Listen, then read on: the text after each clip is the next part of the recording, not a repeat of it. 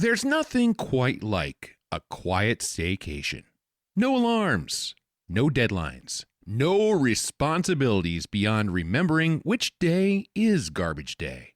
But sometimes all it takes is a little too much free time, a few strange noises next door, and one family that refuses to wave back to turn a peaceful subdivision into a full-blown paranoia factory. Welcome to Hinkley Hills, where boredom is the real villain, curiosity is a dangerous game, and one house definitely, probably, maybe has a few bodies buried in the basement. This is the Burbs, and we're peeking through the blinds and judging the neighbors on this episode of the Regular Guy Movie Show. Lights go down, let's hit play. Regular guys got something to say. The Regular Guy Movie Show, talking flicks. Here we go!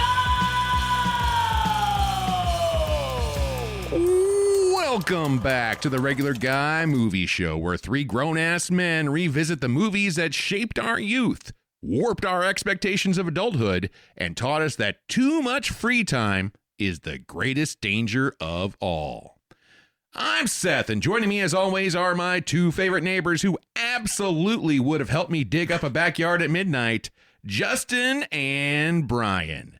Gentlemen, are you ready for suburban paranoia, faulty logic, and the uncomfortable realization that we're all just one staycation away from losing our goddamn minds? I'm at about a 9 on the tension scale, Seth. You know, I just want to relax, maybe smoke a cigar and drink a million beers.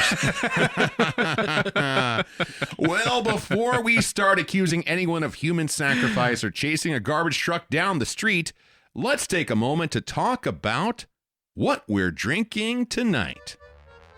Well, we're starting things off with a pick of Justin's.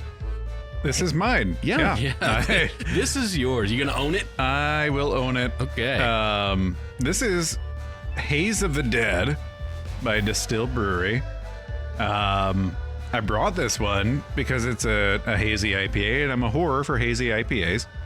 And also because it says dead in it, which kind of loosely goes with the movie. There's dead people in it. This is... You know, it says on the can here that this is a 2021 bronze winner at the American Beer Festival, and I gotta just wonder what the hell they were thinking.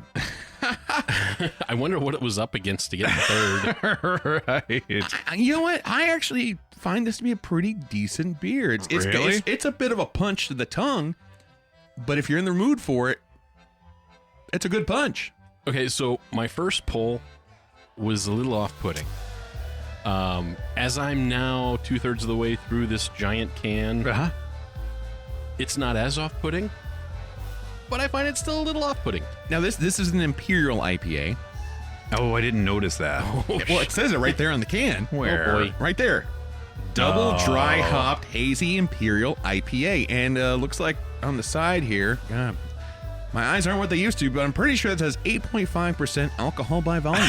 Yeah, that's what it is. So it's a little more robust than our normal picks. But not terrible. We're kicking the night off, right? I'm sorry, guys. Don't be. I'm fine with this. The other thing I'll point out, brewed with Citra and Simcoe hops. And back in the day when we used to brew a lot, Simcoe was one of our absolute favorite hops. It's a good hop. It is a good hop. Citra's a good one, too. Yeah, both were. But yeah, whenever we'd brew Simcoe, it'd be fun just because you could just bury your nose in that hop bag. It was like, that was the It did best. smell good, yeah. It was so good. And we also do have a bit of a sentimental connection to Simcoe. We do. We do. Yeah, years ago, we were on our annual fall camping trip. Dude's camping trip. And we were out disc golfing, and we picked up a little buddy. Yeah, there was a lone kitty. A little kitten. little kitty cat. Just All out by there in the itself. woods. Yeah. Scared. Nobody around. And just followed us from hole to hole to hole. It did. I mean, talking up a storm, too. Yeah. Yeah. And so then we just like, all right, fuck it. Come with us. Yep. So what did three burly men do? Well, we finished the round with it sitting in my hood. Yeah, in the hood of your hoodie. Sure did. Yeah, it curled up and went to sleep. Yeah, felt safe. Honestly, forgot I was there until we got in the car. If you had to put a number of weeks on that cat, how many weeks do you think it was? I don't even know how to do that. I would say no more than 6. Yeah, it was pretty little, but It was but tiny. we named it Simcoe. After the hop. Yep. Yeah. And we took it to the local stray rescue, and hopefully it found a good home. Shout out to the folks at the rescue. They were not open, but they opened for us. They did. That was really opened nice. for Simcoe. You know, I do feel like if it was our last day there, I would have taken it home with me. Yeah. But we It's a still had cutie. another night to camp, and like that would have been weird with a cat in Yeah. the tent. Like, And Yeah. air mattresses. It just wouldn't have gone well. no, we would have had no air mattresses left after that. But at any rate, yeah. So we're kicking things off here with the Haze of the Dead. I can do better. I can do better. You have done better. And this is just not one of my better ones.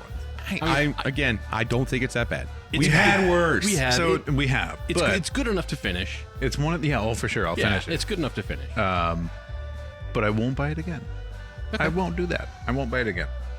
All right. Well, now that we've got that little bit of beer chat out of the way, let's say we start chatting about our movie. Ooh, let's do. We're talking about the Burbs tonight. Burbs. And when was your guys' first memory of watching the Burbs?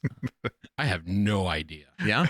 Until last night, I don't think I've seen the entire movie start to finish. Really? Really, I've seen bits and pieces of it. Obviously, knew about the Burbs, so it wasn't lost on me. It wasn't a new film. But yeah, I never really saw it from start to finish before. How about you, Justin? I am 100% on board with Brian. Yeah. I watched this for the first time, start to finish yesterday.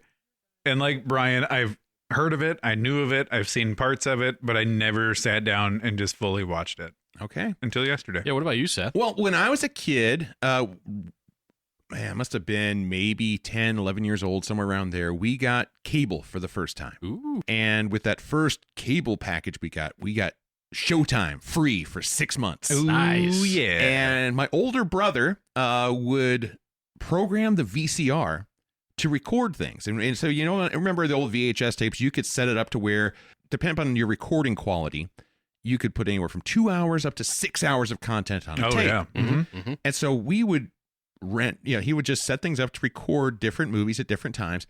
And so we had one VHS tape that had The Burbs, Okay. The Great Outdoors, Mm-hmm. Oh, and good one. UHF. What a I watched that tape, all three of those. You know how many times I watched UHF. Well, these other two came along for the ride. Every sick day I had from that point on till the point where the tape died. There you go. That was my sick day. That's as a quality kid. sick watching. I mean, I enjoyed it. Heck yeah. Is it? I don't know. When you're a kid, probably. I guess so, yeah. When you're a kid. If you're a fan of UHF, I would do it with the Great Outdoors for sure. Oh, yeah. That's a good one. Heck yeah. Well, Brian, why don't you tell everybody what this movie is about? Okay, The Burbs came out in 1989. It was rated PG-13. All right. The Burbs. It's a late 80s suburban mystery seen through the eyes of boredom. Ray Peterson is home on a staycation, stuck in his quiet cul-de-sac with nothing to do. A new family had recently moved in next door, and they immediately stood out by doing nothing. Well, almost nothing. The house is dark, the neighbors never come outside, and soon Ray and his friends are convinced something sinister is going on. As the days drag on, casual suspicion turns into obsession, trash gets examined, basements get investigated, and harmless curiosity snowballs into full-blown paranoia. In The Burbs, we aren't quite sure whether the neighbors are dangerous, or whether these bored suburbanites have simply created their own horror movie out of thin air.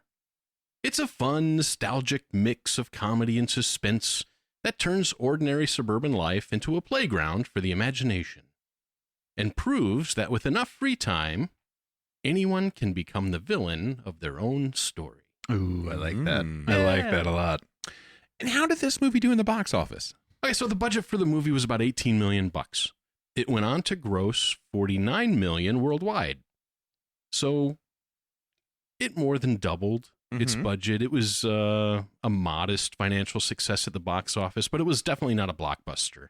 The kind of movie that didn't smash any records on release, but it did find a lasting audience over time, like you, Seth, through the VHS and DVD world. And it was a staple on cable TV for many years. I would often be flipping through the channels and say, oh, there's the Burbs, and just stop and watch. Yeah. Part of, though, I think its lack of blockbusteriness had to do with what it came up against. Because it came out in summer 1989. And there's a few other movies you may have heard of that came out at that same time. Well, what are they? We have Batman. Ooh. Never heard Lethal of it. Weapon 2. Uh-huh. Never Honey, heard of I that. Shrunk the Kids. Okay. Never heard of it. Ghostbusters 2. Nope. Mm-hmm. Dead Poet Society. All right. Carpe Diem. The Karate Kid Part 3. Ooh, part 3. Ooh, I don't think I saw part 3. You're okay. Yeah. Indiana Jones and The Last Crusade. Oh, that's probably my favorite. That's of the my favorite of that franchise. franchise. Yeah, Absolutely. that's a good one. Yeah. So, yeah, it had some competition. It That it sure did. did. Yeah. But It's, outside of competition, how did people receive this, Justin? How did people like the Burbs? Well, not real well. According to Rotten Tomatoes, they have a score of 56% based on 43 reviews from critics, and the popcorn meter is only 71% based on over 50,000 viewer ratings. So, I mean, it really didn't do that great viewer rating wise either. I mean, 7 out of 10 people like it. Yeah, It's a C. it's a C. C's get degrees, jits. They do. They sure do. Nobody asks you what your grades are once you That's get the right. job. No. Yeah. You know what they call the doctor who graduated last in med school? Doctor. Right.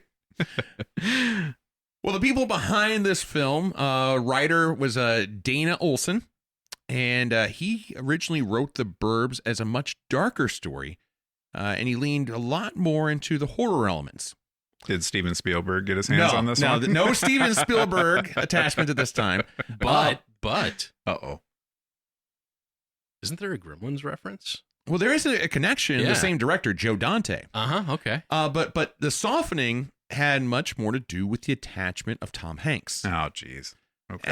And they wanted to, the studio kind of was like, okay, we need a friendly family blockbuster kind of film, something that's going to be mass appeal. So maybe let's not go as dark with this. And so it got dialed back. And then, as mentioned, Joe Dante, the director who also directed Gremlins. And the style of this film really is exactly what we get from Joe Dante. Slamming together of genres, a lot of slapstick, basically human cartoon action. And without the puppets. without the puppets. Yeah. So in the early drafts, the Klopeks were far less ambiguous. Their threat level was revealed much earlier in the movie. It wasn't something that was kind of found out later on. Man. Ray was a lot less lovable and far more unhinged. Mm-hmm. And the violence was apparently very dialed up. So Okay. yeah, a different movie, and largely because, again, Tom Hanks, who would grow on to become America's dad, at the time was really in his peak comedy phase, and was really a very bankable comedic presence. Because this movie was his first one after Big, wasn't it? I don't know if it was first, but it was around that same span. Because I know Big was the year before. I mean, we had a stretch there. We had Big, we had the Burbs, we had Joe versus the Volcano, Splash. Volunteers, Yeah. Splash. Yeah, so yeah, this was peak funny Tom Hanks. I would like to see the Burbs, the dark version. And that's just, just Morbid something. curiosity. Yeah. I would love to see it. Now that I've seen the Burbs, I would love to see the darker version of it. What's interesting? I'm with you. Okay. I would too. All right, but what's interesting? So the writer who originally wrote a darker version of the Burbs, Mhm. let me just tell you a few of the other things that he wrote. Okay. Ooh. Dana Olson is also the writer of George of the Jungle and That's not Inspector dark. Gadget. Oh, neither of those are dark. That is phenomenally interesting. That's bizarre. So we're talking about the Burbs for this episode because it was a pick of Brian's wife. Yes, my wife chose this movie. And I think it's also interesting timing, though, because there is a new television series, The Burbs, going to be hitting screens this year I heard that. with Keke Palmer as the lead. Oh, yeah. And I actually, I had heard about it, but I hadn't really seen anything. Mhm. But looking at IMDb today, I accidentally clicked on that one by mistake. And I love the fact that they actually use the exact same pose as Tom Hanks in the movie, with her standing there with a hose in one hand and a spatula in the other. Oh, that's funny. And it's like, they know. It's like, we're not, Yeah. we're paying tribute. Yeah, And I think it was great. yeah, we're not reinventing the wheel No. here. I like that. So, yeah, it was fun. I like Keke Palmer anyway. I mean, I think she's hilarious. she is, and not hard to look at either. No. Not hard to look at all. Come on, guys, stay on track. Well, It's not, in case it's not like she's Terry Garr. I haven't seen her in a Hanes commercial yet. There you go. Son of a. I'm going to YouTube it as soon as we're done, just in case. Keke Palmer Hanes commercial. Write that down.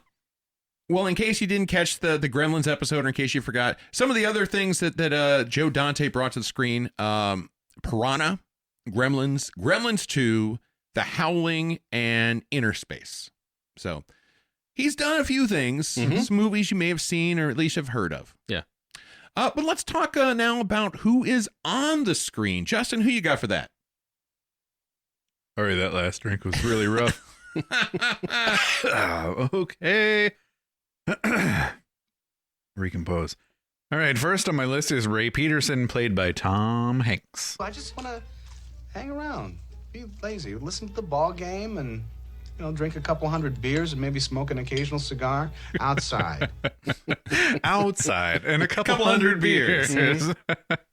So Ray's a stressed suburban dad on a vacation who spirals into paranoia when his neighbors start acting a little too weird. Ray is definitely the audience surrogate for this movie. We're following Ray on this ride, on the emotional, mental, psychological roller coaster. And there are some big highs, there's some big lows, and some crazy loop-de-loops on this roller coaster. There sure are. And I think he was supposed to represent the every person. Yeah, I get that. Yeah. What I love about watching this movie, Mhm. you see so much of Tom Hanks's later work. Forrest Gump on. Man, so much of it is so heavy. Yeah. Captain Phillips. It's The one where he's on the island. Oh, Castaway. Castaway. Yeah. It's so amazing, so dynamic. Not Band of Brothers, but Saving Private Ryan. Yeah. It's just amazingly powerful stuff. It's so nice to actually see this time capsule Where he's kind of goofy. Yeah, absolutely goofy. Right. I agree with that. Yeah, that was neat. Other things you may have seen him in: Big, Splash, Turner and Hooch, Forrest Gump, Apollo 13, and about 1,000 other movies I can't fit onto the page. What's your favorite Tom Hanks movie? Man, that's a tough one. It is a tough one. Because again, which Tom Hanks? Right. I immediately want to go to Saving Private Ryan. Phenomenal movie. But A League of Their Own? Oh, That was yeah, great. that was a good one. I mean, there's just so many. I mean, he was great in Castaway. I thought that was a great film. I like my Tom Hanks as the older, more mature Tom Hanks. I do. I like. I'm sorry. I just had a moment where I was thinking about Talladega Nights, talking about. I picture my Jesus in a tuxedo T-shirt, and he's sitting front row to Leonard Skinner and the Angel Band. So my Tom Hanks Tiny baby is in Jesus. a tuxedo T-shirt. No, I do though. I like the more serious Tom Hanks instead of the more comedic Tom Hanks, I guess. But back to your question, Brian, favorite Tom Hanks movie? I would honestly, I don't know if I can pick a favorite. I can, because honestly, they're all pretty dang good, other than a few outliers. Right. Cloud Atlas. Mm. Oh, that was a drag, and I know a lot of people are going to disagree with me. Polar Express sucks. I hate Polar Express. Polar Express was weird. It's so bizarre. The thing that weirded me out was Tom Hanks played 12 different characters. The thing that weirded me out was it was animated, but they made it look too realistic. It was just weird. So it was on that verge, the edge of this is animated, but it's really not animated. Like, usually like animation, the eyes are really big or something, but this was just like they were trying to make these people look human, and it was really bizarre because of that. Yeah. Well, we could talk about Tom Hanks all night, but let's move on. Who else we got? All right, next up I have Carol Peterson, played by Carrie Fisher. You should see yourself. You were up at the crack of dawn watching a dog poop. So Carol is Ray's level-headed, sarcastic wife who loves him dearly, but absolutely knows he's losing his mind. She was the ground. She was. And every great comedy needs a straight man and or woman. And that was her. It was. I mean, she was the voice of reality in a movie that in many ways was allergic to reason. Agreed. My only beef with Carol is, why did she care so much about what Ray did on his vacation? Yeah. She was like obsessed with it. And that's one thing you could take this as a pro, you could take it as a con. We don't get a lot of backstory about the main characters of this movie. What leads up to it. It seems like he must be, there's reference to he's having some issue with his stomach. And so I get the sense that maybe he's been dealing with a lot of stress. I don't know what his job is, but apparently it's taken its toll and he needs to just zone out for a bit.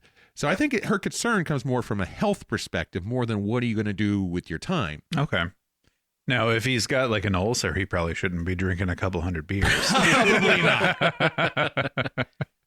What do you think about the chemistry, though, between her and Tom Hanks? I thought that it was a little bit over the top, but it was a pretty good example of marriage. Yeah. I thought the interplay between the two, I watched this movie last night with my wife, and it was her choice of movie. But I saw a lot of us and them. and that made it funny to me. I think this movie really had two power couples. Ray and Carol. Yeah. And Ray and Art. Yeah. And what I love is that Ray juxtaposes what role he's in depending on which relationship we're talking about. Oh, definitely. For sure. Oh, for sure. But I thought Carrie Fisher, obviously we all know her from Star Wars, Princess Leia. Wait. She was in Star Wars? Never seen it. Shut up, Justin. This week. I haven't seen it this week. You almost had me there. You almost had me there for a second. I was like, what? Maybe not. So seeing Carrie Fisher as playing an adult character, I thought it was pretty neat. I thought she did a good job. I wish she would have had the buns on the side of her head, though. And the little bikini thing. Oh, yeah. Heck yeah. Heck yeah. Other things you might know her from, as we mentioned, Star Wars. When Harry Met Sally, she's briefly in The Blues Brothers, Soap Dish. She's also a prolific script doctor and writer. Well, was. Yeah. Yeah. Sorry. Passed away. Yeah. Rest her soul. Yep. I didn't know that. Of course you didn't. You do zero research. None. Well, who else we got to talk about? All right, next up I have Art Weingartner, played by Rick Ducommun. Listen to your wife. Who listens to their wife? I don't. Art is Ray's loud, beer-loving, conspiracy-fueling neighbor who pours gasoline on every bad idea. He doesn't just pour the gasoline. No, he lights the fire. He does. He refines the gasoline. He lights the fire for the gasoline. He is the straw that stirs the chaos in this movie. He was. And he doesn't stir the chaos. He is pure chaos. He sure is. Zero impulse control and infinite confidence. I mean, it's a dangerous combo. It sure and is. Hilarious as hell. You know, he was one of those, though, I liked less and less as the movie went on. Like, I thought he was really funny to start, and his funniness kind of wore off as the movie continued. He was just, like, it was so much. Like, the dude was a lot. My feelings are hot. Well, other things you might know Rick Ducommun from, he was in Groundhog Day.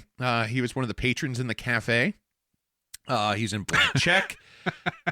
I don't remember him from this, but apparently he was in Die Hard. I don't think I could pick him out as one of the patrons in the cafe. Oh, I know. It's the Day. voice. It's the voice, and it stands out to me more than anything. And he's in Die Hard, he is the guy who is the electrician. That's right. Yes, who that's shuts right. the power down. Yep. I've got a switch right here. Yep. Yeah. You're right. You're right. I just watched Die Hard a few weeks ago. I should have remembered that, but I didn't. So thank you for reminding me. Sure thing. Yeah, but he was a frequent character actor in the 80s and 90s. Did a lot of fun things. Mm-hmm. Yeah, little stuff. Yeah. Except for this was big stuff. That was a big one. He had a big role in this one. He did. He was not just guy in cafe. Yeah. All right, who's next? Next up, I have Rumsfeld, played by Bruce Dern. That piece of scum barking rat of yours is just taking his last dump on my lawn. I find one more, just one, I'm gonna catch him and staple his ass shut. Holy cow, Rumsfeld. He's the unhinged Vietnam vet next door who treats suburban gossip like military intelligence. He's every bit as paranoid, probably more so, as Art and some of the other characters. But he adds a different level of structure to it. I mean, he's equipped. He is. I thought he was a fun character. Yeah, he was great. I really enjoyed him. I really enjoyed his wife. No tan lines. No tan lines at all. No, looking but good. He played that part really well. You could tell exactly who he was from the moment you first saw him on screen. He reminded me of Voltan because he would just do random weird things in the background. I can see that you would catch, and I don't know if it was just something he just did, or if it was scripted that he did those things. But it was just like he was always funny. Yeah, in a weird way. I did read doing some research that there was a lot of improvisation in this movie. Yeah, and a lot of it was the character Art. Okay, he said some things, and some of his quotable lines were totally off script. and Lieutenant Rumsfeld was a lot of his lines were just kind of off the cuff. Okay. Other things you might know Bruce Dern from: Coming Home, Nebraska, The Cowboys, and Once Upon a Time in Hollywood. Those are some movies. Those are some movies. I've seen none of them. Same here.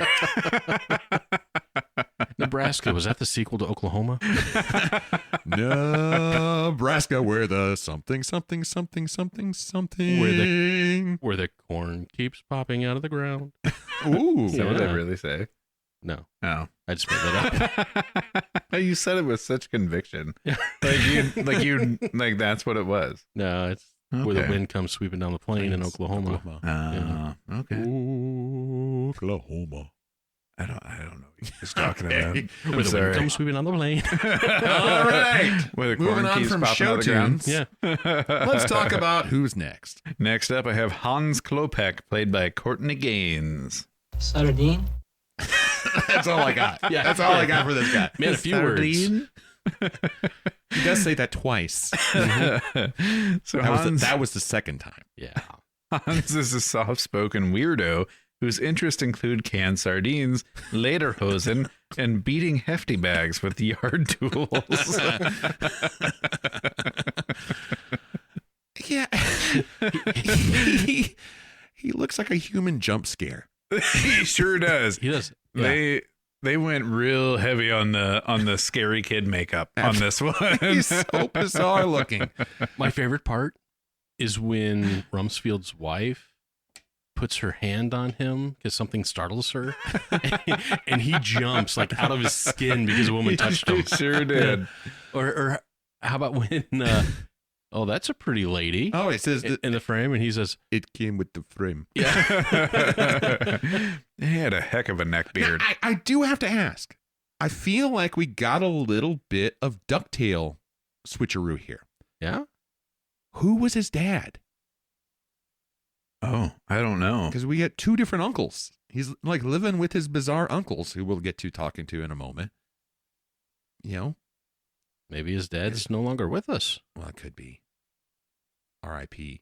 Han's dad. Maybe Dad got stuck in the old country. I don't know. Maybe Hans killed him. I mean, it was a thing in the 80s and 90s to have deaths of parents off screen and have to live with other relatives. Talking about Annie? I was thinking more Full House, My Two Dads, Party of Five. Oh, man, Party of Five. Holy cow. Camp Wilder. I mean, there was a lot of shows and movies during that stretch that was all about dead parents that were never really talked about. Lots of parents died in the 80s. Apparently, there was an outbreak of something killing parents. Oh, that was a rough time. It was. I'm glad we got through that. It was the war on drugs. Maybe it was. Just say no. Dare. But just say no. Thank you, Nancy Reagan. No, thank you. I gotta say though, he doesn't say many things. Nope.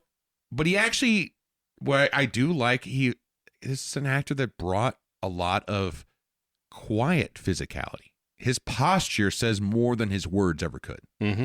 Yeah, he was a good physical actor. Yeah. You know, like he was creepy, and he was probably told be real fucking creepy, and he nailed it. Like he nailed it 100%. Well, he has some history of being creepy. Mm-hmm. Okay. He was Malachi in Children of the Corn. Okay. All right. Yeah, that's creepy. That was one of the first movies that kind of gave me the heebie-jeebies. Mine too. That was one of the first like real horror movies I ever saw. Mm-hmm. Yeah, that was a creep one. Also made appearances in Back to the Future and Can't Buy Me Love. And he's in one of my favorite movies, Memphis Belle. He is in Memphis, but is he the ball turret gunner? No. That's Sean Astin. He's one of the side gunners. Okay. I didn't see it. Oh, you should. That's yeah, a good we'll make you watch that at some point. Who else we got? Next up, I have Ruben Klopek, played by my favorite name for an actor, Brother Theodore. Okay, hip cats. Get off my car. I had slightly more options of sound bites from Ruben. Slightly. Right. Yeah. Honestly, I almost went with him just saying no. That would have been great. I thought he was hard to understand. He was like, the first time I saw him, Mm-hmm. I thought it was a lady. Really? Whenever he was just standing in the doorway, Uh-huh. I don't know why. Like, it looked, and kind of with his brother as well. Like an old babushka lady? Right. Yeah. Like, I thought it was a woman until he talked. And I was like, that can't be a woman. You think he was hot? No. Not even a little bit. Not even a little bit. So maybe a little bit. Maybe a little bit. This is another character that doesn't say a lot. He scowls a bunch, though. You know, his facial acting was pretty good. Mm-hmm. His face spoke instead of his words. Yes. That's pretty much Well all you said. saw. That's extremely well said. Oh, thank you. I said it with my face. You know, we skipped over the description of it, and I know, Seth, that you wrote this, and I need to read this out loud. Okay. Do it. I think you edited some of my characters. I did. Yeah. And I love it. Ruben is the harsh, brooding, unsettling brother. Think Grumpy Cat with a German accent. That is very fitting. That's good. That like deep underbite. Right? I'm mad about everything. No. No. I love it. Only reason I changed it is I know your first pass usually comes from ChatGPT. Yeah, it does. And you pull it before you watch the movie. Yeah. So you had no way of knowing that was wrong. Oh, they mixed up a bunch of them. There was like multiple characters on that had Klopek as their last name. Yeah. And Ricky, who we'll get to, haven't got to yet, said his last name was Rumsfeld. I'm like, that is not Rumsfeld's son. No. And it said Walter, the guy down the street, which we cut from this. That he was a Klopek, and that Ruben was like super talkative. I'm like, no, Grumpy Cat is it's about right. Yeah, it's spot on. He's not a pleasant character. No, heck no. All right, next up I have Dr. Werner Klopek, played by Henry Gibson. Do I look like an idiot, Mr. Peterson? No. Do you take me for an imbecile? No. Dr. Werner is a well-respected pathologist patriarch of the Klopek family, who sounds like he wandered in from a German expressionist nightmare. That's pretty much sums it up. Yeah, he was naturally kind of spooky looking. Yeah. Oh yeah, he was like clean, creepy clean. Yeah. Yeah. As far as like the house was disgusting, and like he was just like perfectly put together, and he was well out of place. manicured, and he was the calmest man in the room. Oh yeah, which made him freaking terrifying. Right. Yeah. You know who he reminded me of? Who? In fact, it was my wife who told me it wasn't. I'm like, oh, that's that dude from Penn and Teller. And I don't know which one's which. You thought it was Teller? Is that one? Is that the one? Yeah, the little short guy? Yeah, the little short guy with the. I forgot. Now I'm questioning myself. Yeah, I'm not sure. I don't know which one's Penn and which one's I Teller. don't either. The little guy. The little guy. No, it's not him. I know it's not him. I know that now. My wife educated The me last silent night. guy, right? But they favor each other. I could They see do. that. Yeah. I recognize this actor. Mhm. He's been around, and what I love about it, this is an actor whose pedigree is in comedy. He was in Rowan Martin's Laugh-In for years. Okay. He is a comedic actor, but brings this seriousness. Yeah, talk about role reversal. Yeah. Yeah, that was pretty cool. He also was in the Blues Brothers. I think he was a Nazi in that one. Interesting. Yeah. So yeah, he's done some different things. He's been around. Mm-hmm. Are they German? The Klopeks? Does that ever say? I don't think they say, but we see Hans wearing lederhosen at some point. Right. And we definitely the accent sounds German. So I'm assuming they are. Yeah, they gave off that European, Bavarian of almost some kind. Eastern or Bavarian European style. Yeah. Mm-hmm. Yeah. Mm-hmm. Mm-hmm. But I don't think they ever said No. for a reason.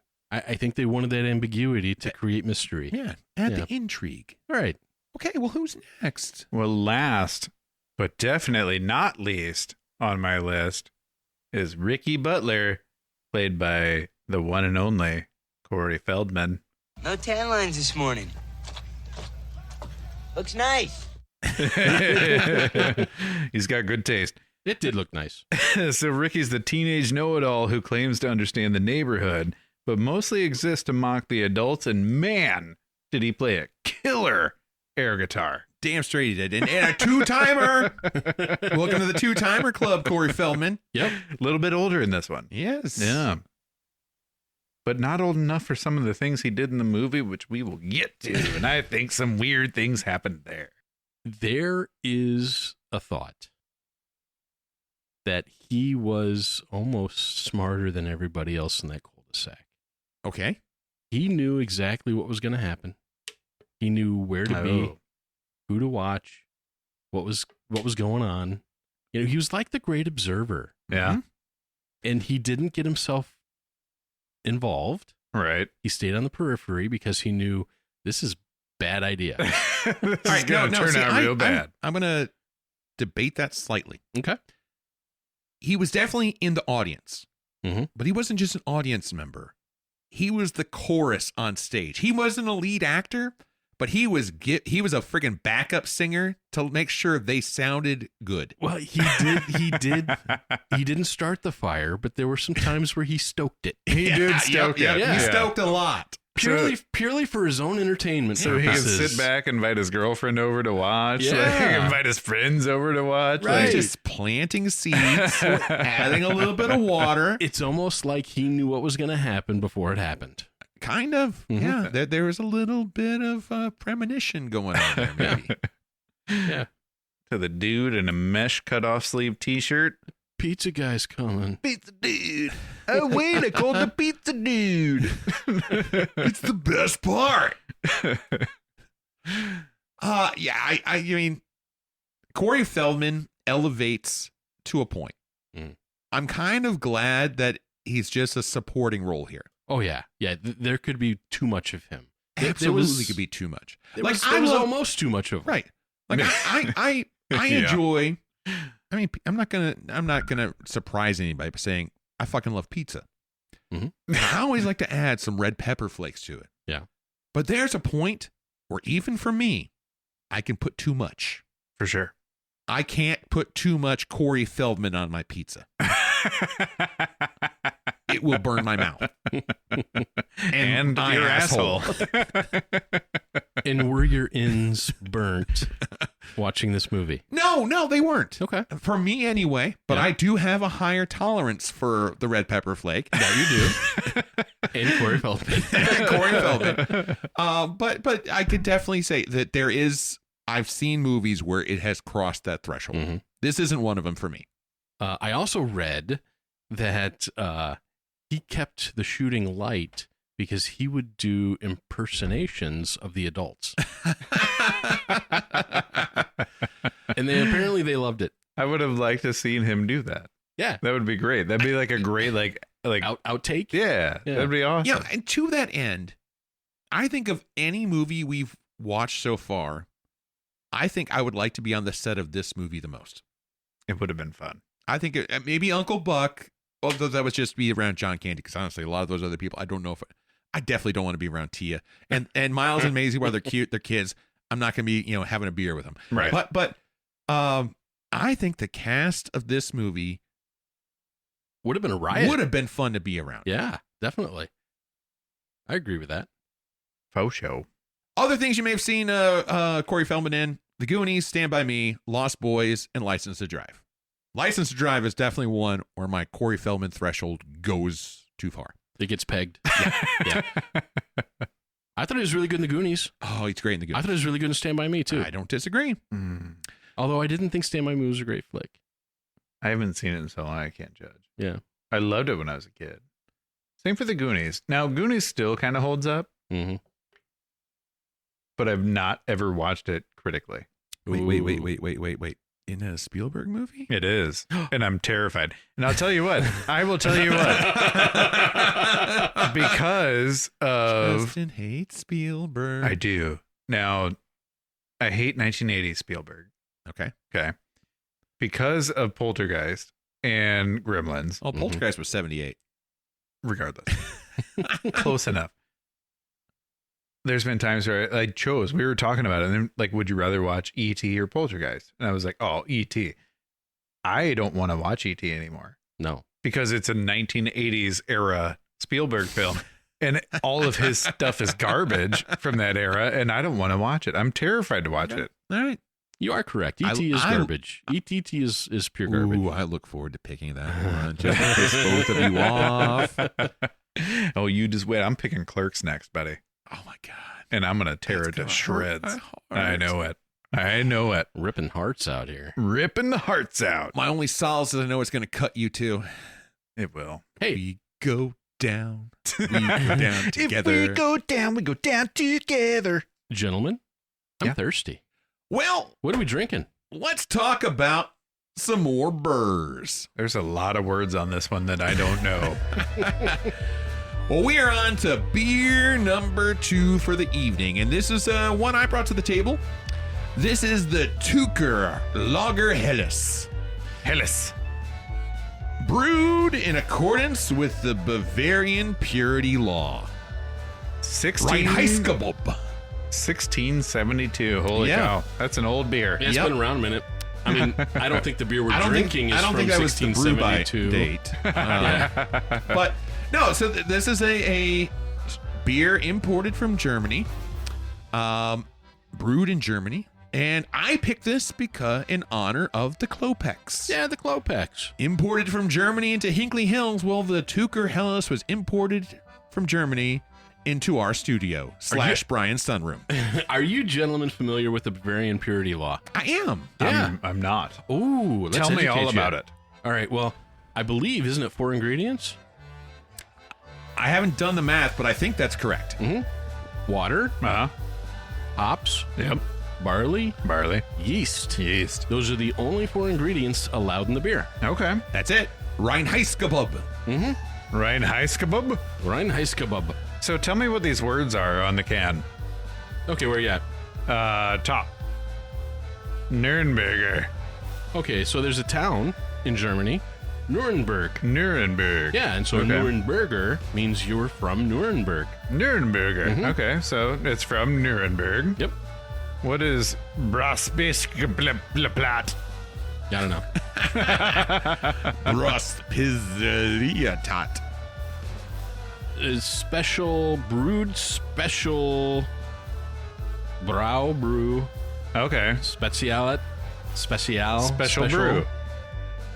Something like that. Yeah. Nuremberger special brew. Yeah, it's a special brew from Nuremberg. I like it. And I like this beer.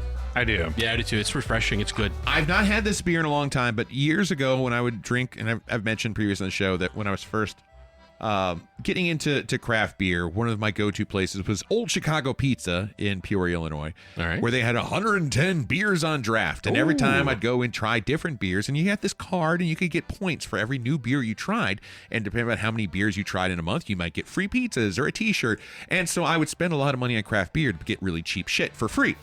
I bet Seth got a lot of free shit. I did. But they would only let you track so many beers per visit. And so once I got through those, I would go back to my safety beers to finish up the night. And so Tucher was a beer they had there on draft.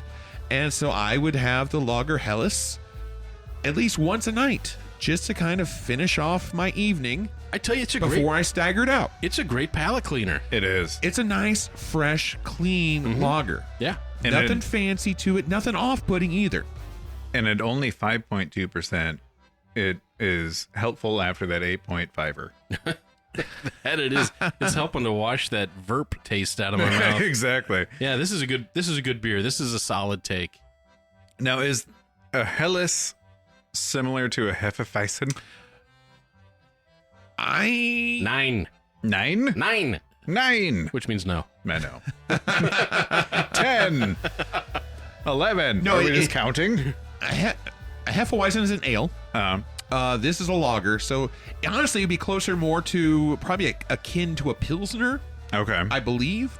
It's just the Helles, the yeast profile tastes a lot like a Hefeweizen profile. I almost wish I wasn't drinking out of this can and so I could pour it out, because it is, when you drink it out of a glass, it is crystal clear. It is this nice light straw color. It really looks more like a blonde ale. Okay, so it does not have like the... It doesn't have the floaties. Chunks. No, yeah, it doesn't have the haze, doesn't have the floaties. All right. Well, I like it. I would drink this again. I absolutely would too. I'm with you. I would keep this in my refrigerator in the summertime. Oh, there's great summertime beer. Absolutely. That'd be great for after cutting the lawn. Oh, lawnmower and beer. Yep. Fine Great beer. for while I'm picking weeds. Yeah, hey, Seth, thanks for bringing a beer that doesn't suck. Yeah, I appreciate it. Yeah. Your beer didn't suck. Well, it's number 2 on the list right now. Well, I mean, I don't disagree, but for me, it's not as far between 1 and 2 as it is for you guys. But wait, I brought number 3, so... We'll get to that in a little bit. Dun. So what do you guys say we get into the nitty-gritty of the Burbs? Let's All do right, it. let's do it. Well, we start things off with the Universal logo. We do. My wife got so excited when the Universal logo came on. Because we have the spinning globe, and they do a nice little touch here. Because you got the spinning globe as you normally see in a lot of these Universal movies, but then it zooms in. And this is really our only clue to where the movie takes place. And I actually freeze frame this. Okay. Because they don't never say where it's at. And it dawned on me watching this for the second time here this week, I don't know where this movie takes place.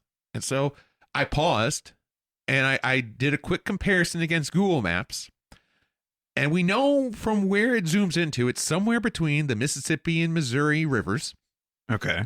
And judging from where it zooms into and the roads and all that and the rivers and all that, it's somewhere smack dab in the middle of Iowa.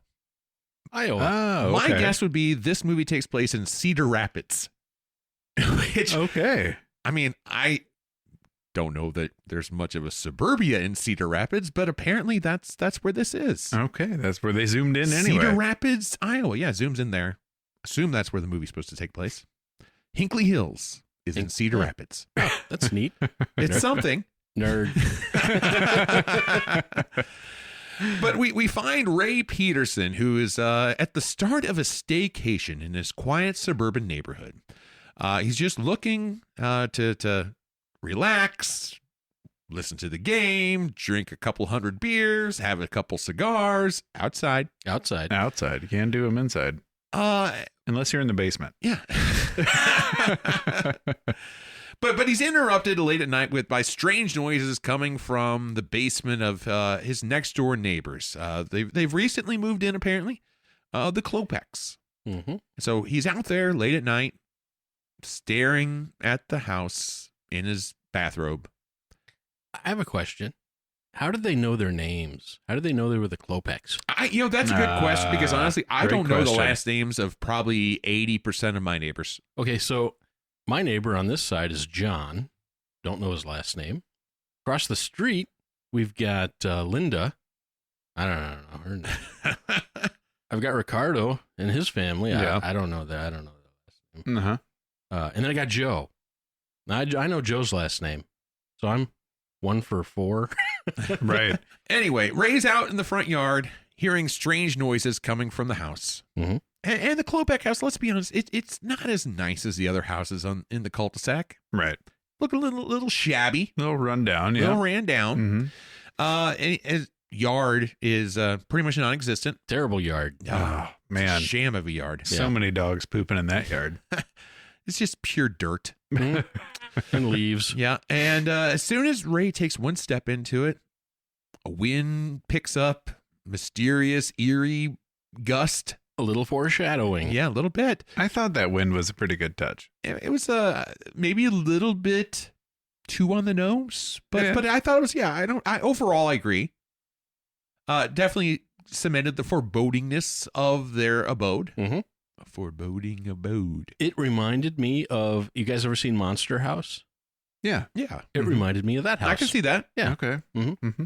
The address is 669. Mm-hmm. Yeah, which that becomes important later. It does. But on to the next day. We have Ray having breakfast with wife Carol, their son. I don't know what his name is, but he exists. And they're established that Ray's taking a bit of a staycation. He's not going to work. He's supposed to be relaxing. So I did look that up. His name was Dave. Which I thought was funny because, like, usually, like, for a kid, you would have called him David. Yeah, or Davey. But, like, Dave. It's just Dave. Dave. My kid's name's Dave. What up, Dave? Dave. We also are introduced to Ray's next door neighbor, Art Weingartner, who sneaks through their backyard in his makeshift ghillie suit. Art's got a gun. Hunting crows with a pellet gun. Mm-hmm.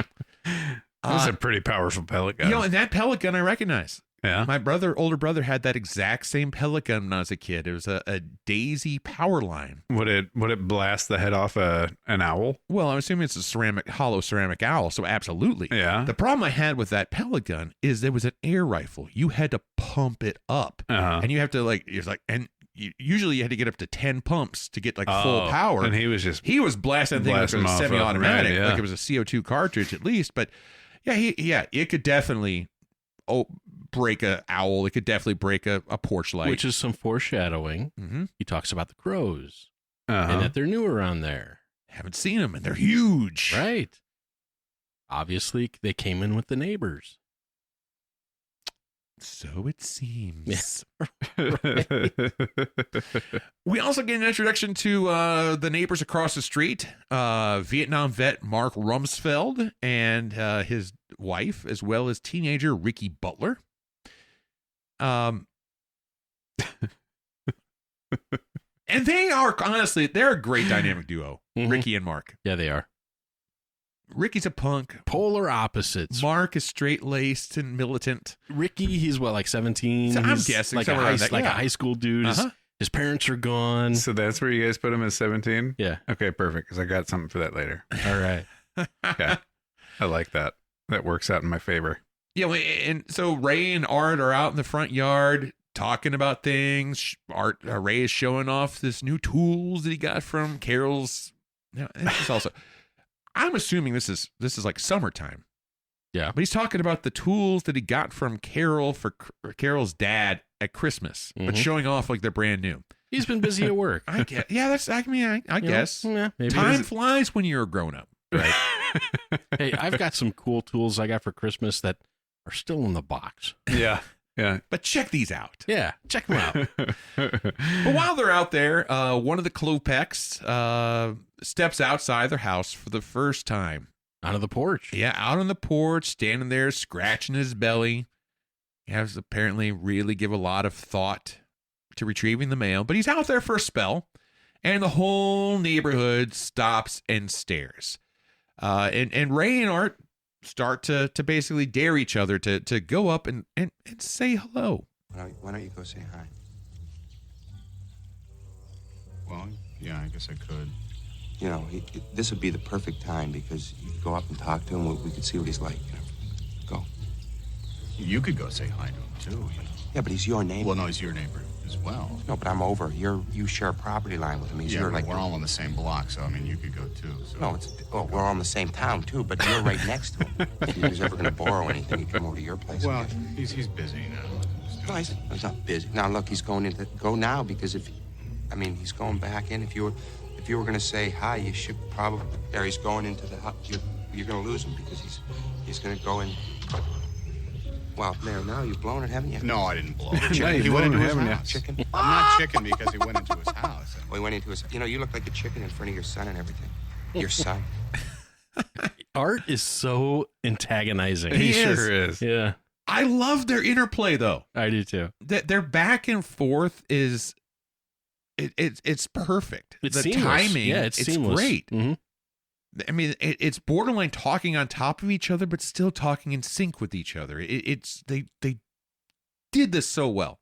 I want to know how many takes it took to get it this well, but they nailed it. They did. Yeah, it was fun. But I just think a lot of problems could have been solved just by saying hi. Yeah, you're not wrong.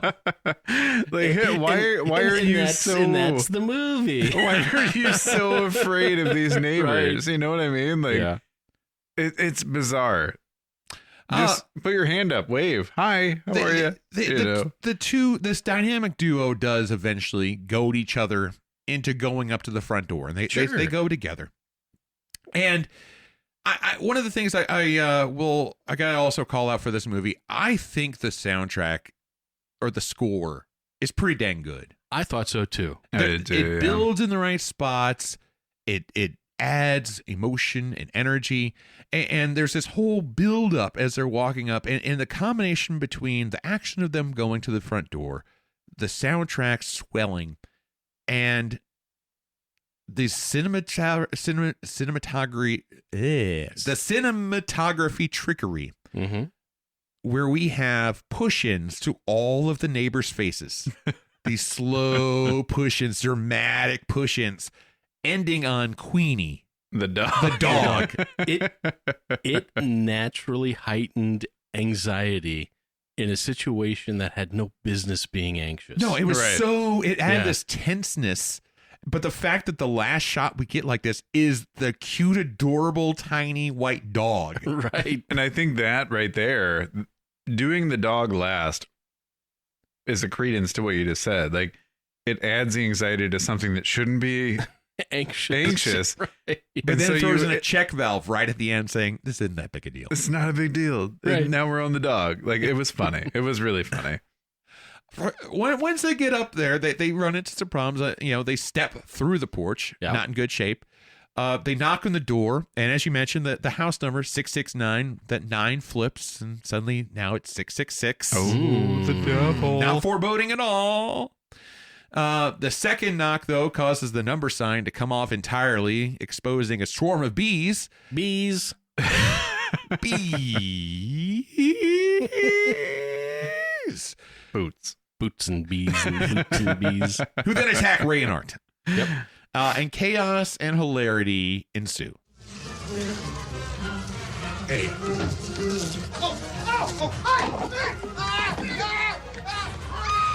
Bulbs. Hang on, man. Run to me! Run to water! Go to water! Reminds me of Tangina.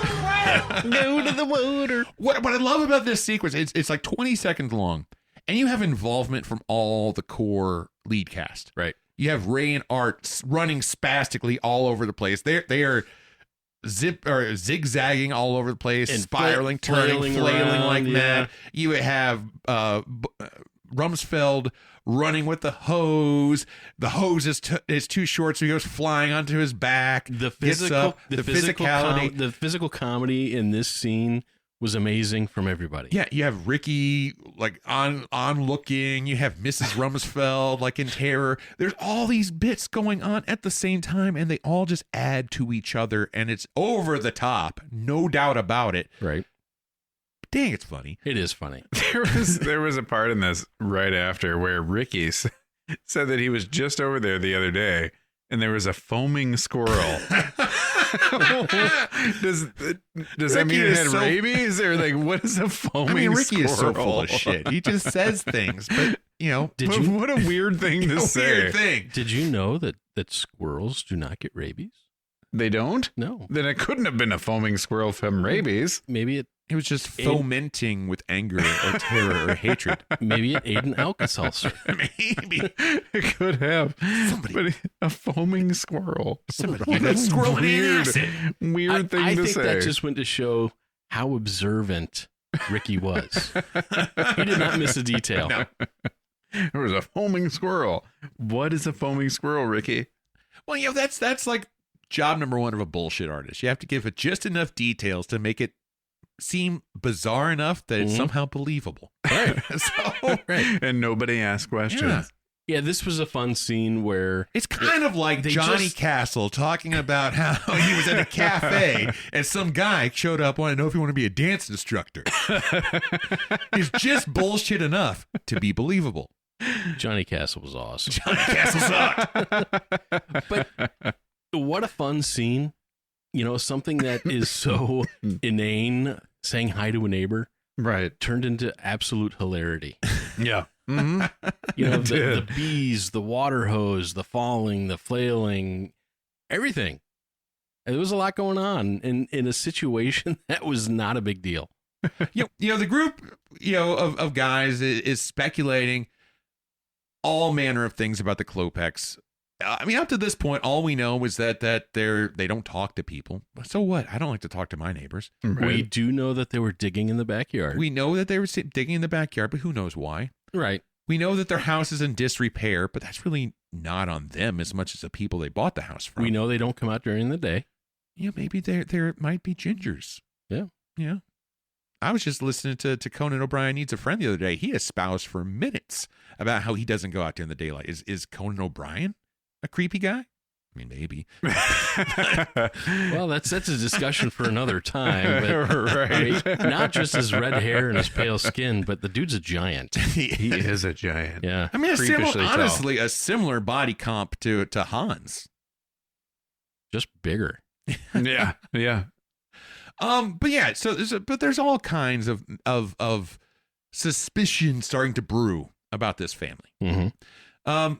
They start speculating that they're ritualistic murderers, all kinds of other things. There's talk about them, digging in the backyard. And all of these ideas are coming from Art.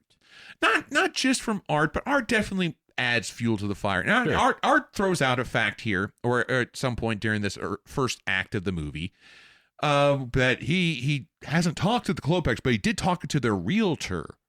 And the realtor said that their previous house burned down. Now, I'm only bringing this up because at the end of the movie, something else will come up that maybe throws that into dispute. But yeah, anyway, so there's suspicions being tossed around willy-nilly. Sure. Well, this movie did not waste much time into getting chaotic. No. Not it one happened bit. right off the bat. And there are a lot of movies we watch. We talk about how there's not enough backstory. We don't get to know the characters and how there's opportunities. I actually think in this case, in this movie, it actually is a benefit because we really do dive not so much into the characters, but the characters define themselves with their actions. Oh, very quickly. Very quickly. Paint themselves in very bright, bold colors and what they're all about, which allows us to really get into the point of conflict much quicker. Mm-hmm. Let's cut this exposition down so we can get into the conflict. Oh, Yeah, like we don't need to know what Ray does for a living. No, it doesn't matter. We don't. Nobody cares what Art does for a living either. Nope. Why is he always around? We don't even question it because he's always just there and stirring the pot. We don't need an amuse-bouche, just the meat and potatoes. Right. That's what we get in here. We get right into the meat and potatoes very quickly. Yep. Right. And I think as long as it's well written, that's perfectly okay. I think the problem is whenever it's like, I need more to understand the movie. Mm-hmm. You didn't need all that to understand it, and you learned about them as it went on. And it just jumped right into it. Mm-hmm. Yeah. But what's going on ultimately is that all of their imaginations are filling in the gaps faster than what their life is doing for them. Mm-hmm. Right. What doesn't help, though, is there's some incidents that definitely, I think even in my case, I would have some very big, bold question marks about. In particular, while Ray and Art and Rumsfeld are outside, Hans, although we actually don't know that's his name at this point, but one of the Klopeks, the youngest Klopek, the creepy Klopek from the front porch, drives his car or the car from the garage to the curb. Hold on. I want to jump way back from there. Here's why I was asking, how old do you think Ricky Butler is? There's a scene after the bees where it's like nighttime now, and he's like, "Oh, I'm gonna go walk the dog," and he lets the dog off the leash. Ray does, and he's actually going to sneak out and go smoke cigars with Art. And as they're walking up to him, it's Art and Ricky Butler drinking beers together. Mm-hmm. Yeah. And this is why I asked, how old is Ricky? And he said 17-ish. I'm with you. I saw the beer drinking. Right. I think I've seen him a couple points, but you know what? And he makes a comment about him drinking a beer. I forget what the comment was, but Art actually says something about, oh yeah, he's not drinking a beer. Or it's referenced that he shouldn't be drinking a beer, but he is. But why? Like, would you, like, okay, you're Ricardo. You just called out Ricardo's family. Mm-hmm. Would you invite Ricardo over to your house and drink a beer with him? The question to me is where the beer came from. I'm not Art. Yeah, right. Not Art. The other question to me is where the beer came from. Did Art give Ricky the beer? Or did Ricky come walking over holding a beer? I don't know. Either way, I think it's weird that they're out there drinking beers together. So the Art and Ray hook up with that sounded bad. Art and Ray meet up with Rumsfeld across the street, who comes out the door with a giant scope, infrared scope. Infrared scope, yeah. So they can spy on the neighbors. Now, I don't know what they think they're going to see at the neighbor's house with the infrared scope from across the street. But that's what they're doing. What they do, though, see is Hans, the youngest Klopek, drive their family's trash from the garage to the curb, where he gets out of the car, hauls out a giant, oversized hefty bag. And very heavy, apparently. Very heavy, cramming it into a trash can. And then beats the holy hell out of it with a garden tool. I can see the news report now. They were a quiet family, kept pretty much to themselves.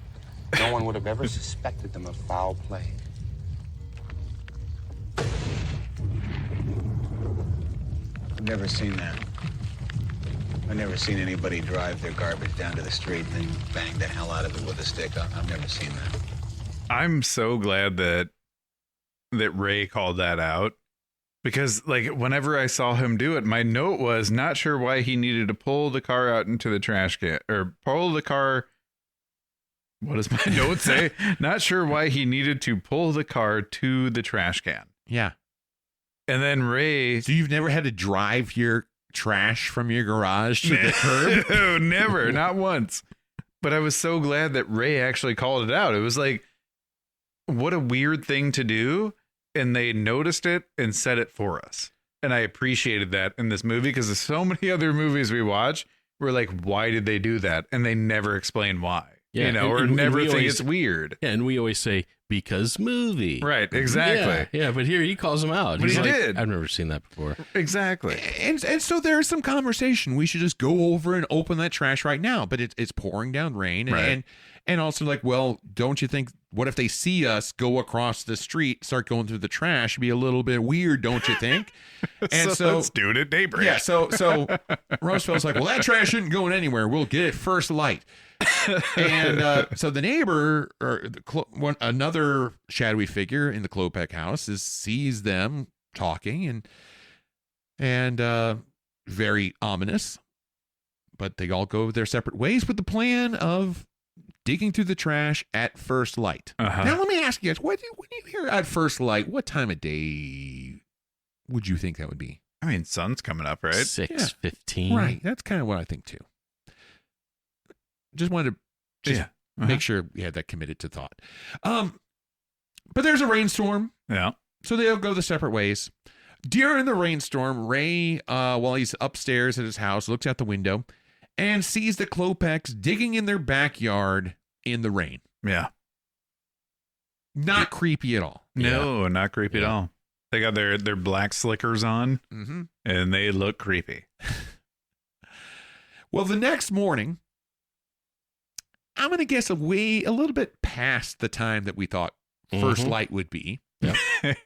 Apparently, everybody's on vacation this week. Yeah, they're all sleeping in. Yeah, everybody forgot to get up in the morning. No one set an alarm because the trash guys show up. Art chases the truck down. Rumsfeld comes to join. They're rooting through the garbage truck. In the truck, around the truck, everything. Now, did you pay attention to the garbage men at all? Yes. I did. Now, I recognized one of them. You should. One of the garbage men was played by Dick Miller, who played Murray Futterman, the plow truck driver. Oh, in no Gremlins. way. Oh, okay. That's who he was. Okay. The other was played by Robert Picardo, who you would only really recognize most likely if you were a fan of Star Trek. He was in Voyager. Was that the younger one? What? The The bald guy. Okay. So there was a great line that came out of this. I don't know if you have it. I don't know. Which one? I hate cul-de-sacs. I hate cul-de-sacs. There's only one way out, and the people are kind of weird. All right, so they're in the back of this garbage truck, and they remove all the trash, kind of going through it. Oh, and the so trash much piles trash. up. Truck, man. Are you nuts? Hey, you gotta be in here somewhere. Vic, Supreme Court ruled that a person's garbage is public domain the minute it hits the curb. Shut up. You guys pick up a hefty bag out of that yard that was bulky and probably a little bit moist. What the hell is wrong with these people? You have the right to know, Vic. Don't start up with me. Hey, could you help me get this guy out of here? Hey, yeah. My favorite thing in this whole movie is the trash that was thrown out into the street. Yes! Stayed there the rest of the movie. It gets run over by cars. It does. Everyone runs this shit over. Everybody, that trash never leaves. Nobody pick it up. Yeah, so the question you asked, like, well, who's going to pick all this up? And Rumsfeld, played by Bruce Dern, is like, well, you're the garbage man. And the garbage man are like, we pick garbage up out of the cans, not the street. Right. And so nobody does anything Nobody with it. touches it. It just stays in the street for the rest of the damn movie. And that garbage in the street became its own character. It did. It reappeared probably 5 more times. So many other movies would have just forgot about it. Yeah. While they're dealing with all this, Rumsfeld's wife finds Queenie, who is the dog that belongs to Walter, the old man who lives at the end of the cul-de-sac, just running loose. Who loves his dog. He loves his dog, and we didn't talk about it, but there's a moment at the beginning of the movie while we're getting our introduction to all the characters where Queenie runs over to the Rumsfeld's house and takes a shit. Yeah. He even lets him go. Like, he Walter's encourages like, it. do it. Yeah. Go poop in that yard. And yeah. So there's some animosity. There's some neighborhood rivalry going on. But Queenie's running loose and no one sees Walter. So they all gather up and they head over to Walter's house to see if he's there, if he's okay. There's a sense of urgency to do this. I don't know if you guys caught it, though. They all changed clothes before doing it. Mm-hmm. Did they really? Yeah, they did. Because they were out rooting through the trash in their pajamas and bathrobes. Yeah. But they go to Walter's house, all cleaned up. Looks like they've showered and shaved as well. So they were worried about Walter. Oh, right. But they needed to take like we'll go check on him like in an hour and a half, something like that. Rumsfeld, when he came out to get in the trash truck, he was half shaven. Yeah. He was like only like half his face was covered in shaving cream. Holy cow! I didn't even realize that. That's hilarious. Little time jump there. Yeah. So they were concerned, but not really concerned. Only to a point. They don't really like Walter that But much. at the same time, they are still. Rumsfeld still takes it upon himself, before even ringing the front door, to work his way around the back door and break a window to get inside the house. Right. Yeah. Uh-huh. Now, maybe this is, like, because I had some things here. First of all, they go into the house, and they think that maybe Walter's dead. Yeah, maybe Walter died. Something happened to him, whatever. There was a chair. Signs of a struggle. Their chair flipped over. The television's still on. And they pick up the chair and set it upright. I'm like, great idea to disturb a possible crime scene, right? But the other part of that, too, if they were willing to just like, oh, let's go change and get dressed and do all this stuff before we go check on Walter, also might explain why, if he's missing, why didn't they call the police? Because they don't fucking like they Walter. They don't really seem to care. Ricky's in a rush to go look upstairs. Art's trying to stick his stuff in his pocket, and ultimately they don't find anything. Right. But they do find something. They do. In the kitchen.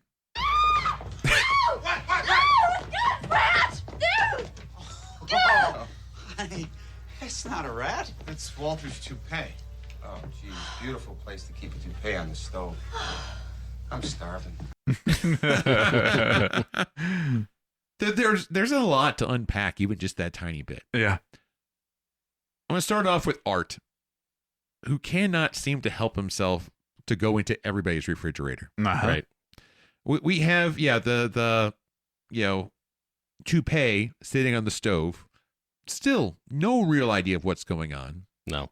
But man, they sure are quick to put some theories together. They sure are. Yeah, 2 and 2 equals 5 really quick. Yeah, it does. So they leave the house.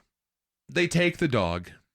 Ray leaves a note, slips the toupee back through the mail slot, and notices that there's a Klopek watching them as they leave. The group is pretty sure that Walter was probably murdered and sacrificed. Art is theorizing that the Klopeks are probably, most likely, maybe, potentially, Satanists. Sure.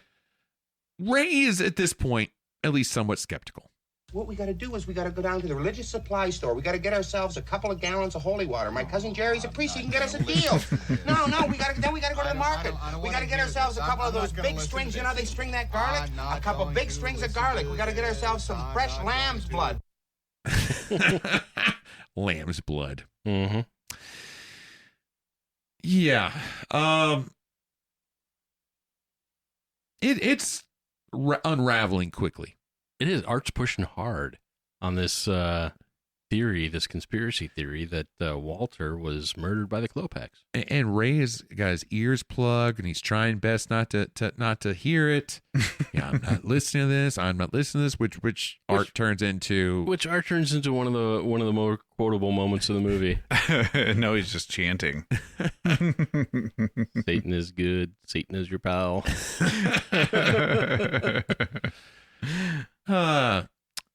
Moving on, though, the quote-unquote evidence starts to mount against the Klopeks, as Art and Rumsfeld think it's a great idea to slip a note under their door. Not the front door, because that's where the bees come from. Right, the side door. They go through the side door and slip it under the door. And, Ray is trying his best at this point. And Carol basically tells the boys, he can't come out and play. Yeah, he's grounded. He's grounded. Ray's grounded. And I love that he can't come out until he resembles the man I married. And Art's response is, "We don't have time for that." I thought that was a great line. I laughed out loud at that. That was fun. Because again, it's just the deadpanness of Carrie Fisher against the over-the-topness of Rick Dukeman. Yeah. There's just, the guy pairs up so well against everything because he's such a contrast. Right. And I also like that him being grounded was like you're sunbathing in the backyard with beers and cigars. God, I wish I could be grounded. Right? I know. No kidding. Ground me, love. So Art, though, so he sneaks into the backyard to fill Ray in, and he's so proud of this thing that they've done. Ray, though, not so much. Stupid Eddie! I can't believe it! All I did was write, I know what you've done. That's all. I didn't sign it. Oh, I can't believe you stupid! Why didn't you... God! You gotta goose these people every once in a while. You gotta give them a little shot. Give them a little whack. Let them know that you're there. Jeez, good dog, Vince. Good dog. Go get it. Here's the Go thing, get it. though. All right, see, they're going to think that I did it. Yeah, they are. Why? Because the old guy... He saw me write a note and put it underneath Walter's door, so now they're going to think that I did it! What I love most about that is 90% of the things that came out of Tom Hanks' mouth weren't even words. Yeah. Right. And Get it, go just gibberish. Yeah. this is where I saw, like, during this scene was me watching the screen, but it was Toy Story. I can see that. Yeah, Like, him and Buzz Lightyear. Yeah. That's what I got out of this scene. Like, that's when I was like, okay, this is Woody. But is that a bad thing? Not necessarily, no. It was a lot. It was just a lot. Like, he could have toned it down a bit. Like, I'm not gonna, like, if we're that good of friends, like, I'm not gonna scream at you like that. You know what I mean? Like, we're gonna talk about it. I might be upset about it, but I'm not gonna scream at you. You know what I mean? Unless, like, even if it was my neighbor, I'm not gonna do that. You know, like, I don't know. It was just kind of an over the top moment, and he had a few of those. And I think what we get here is kind of a pulling the curtain back on Ray a little bit. Because up to this point, especially because he's been paired against Art and he's been in sharing scenes with Rumsfeld, who are both borderline nut jobs. Sure. Ray has seemed like the calm person. And this is the moment we finally get to see Ray start to snap and really reveal he's kind of over the top and crazy too. Yeah. Yeah. I mean, he is. And he gets even he's kind crazier. of matching their energy. Yeah. Yeah. But while all this is going on, the dog out there, dog named Vince. Yeah, that's a weird dog name. I like it when people name their dogs human names. Yeah, I like it like if it's like Henry or something, but Vince? Vince. I don't know. I think it's cool. I could, like, name a dog Philip. You see, that's better than Vince. That'd be great. But yeah, so Art's been playing fetch with Vince, tossing a bone back and forth for Vince to go chase. And suddenly, Art becomes aware that the bone he's been tossing is a human femur. Ray, this is Walter.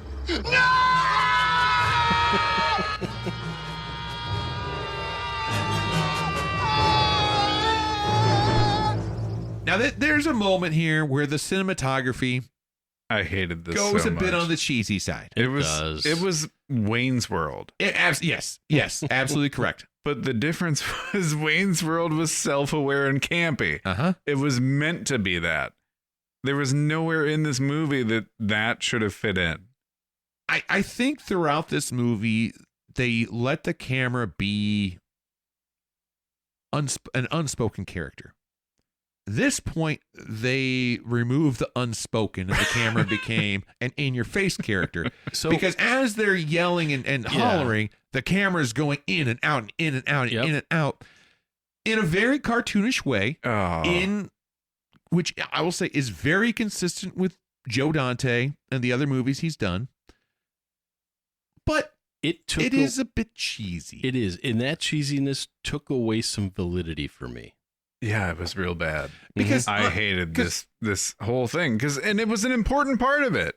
Because it was something really important just happened and you made it a joke. Because really, let's strip this down.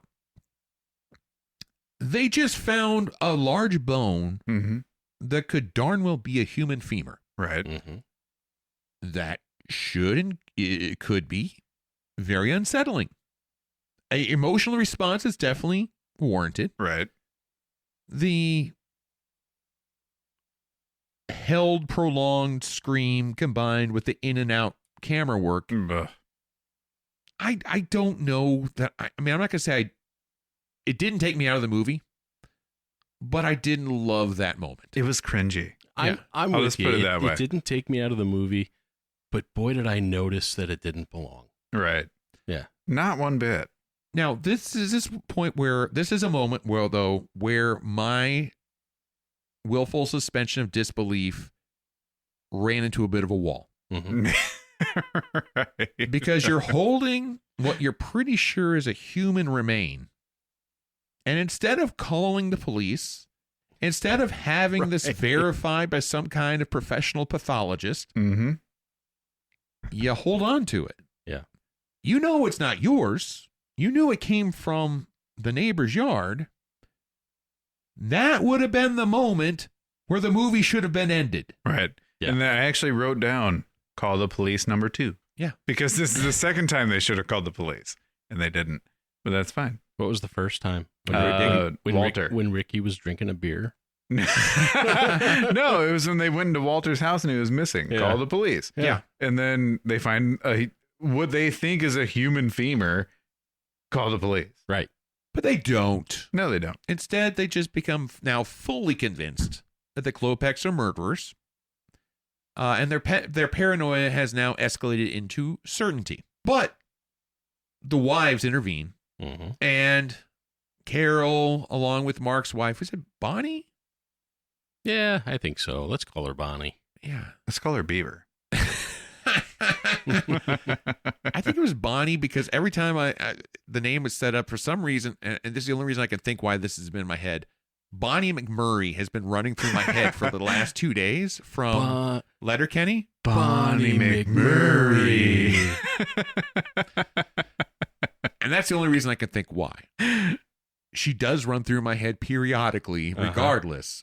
But she has been in heavier rotation since I watched The Burbs. How about the Halloween episode when she comes out in all those costumes? The different outfits? Yeah. Oh, yeah. And every time she walks out, they say, Bonnie McMurray. Oh, are you going to play the charity softball game for the kids in need? Yep.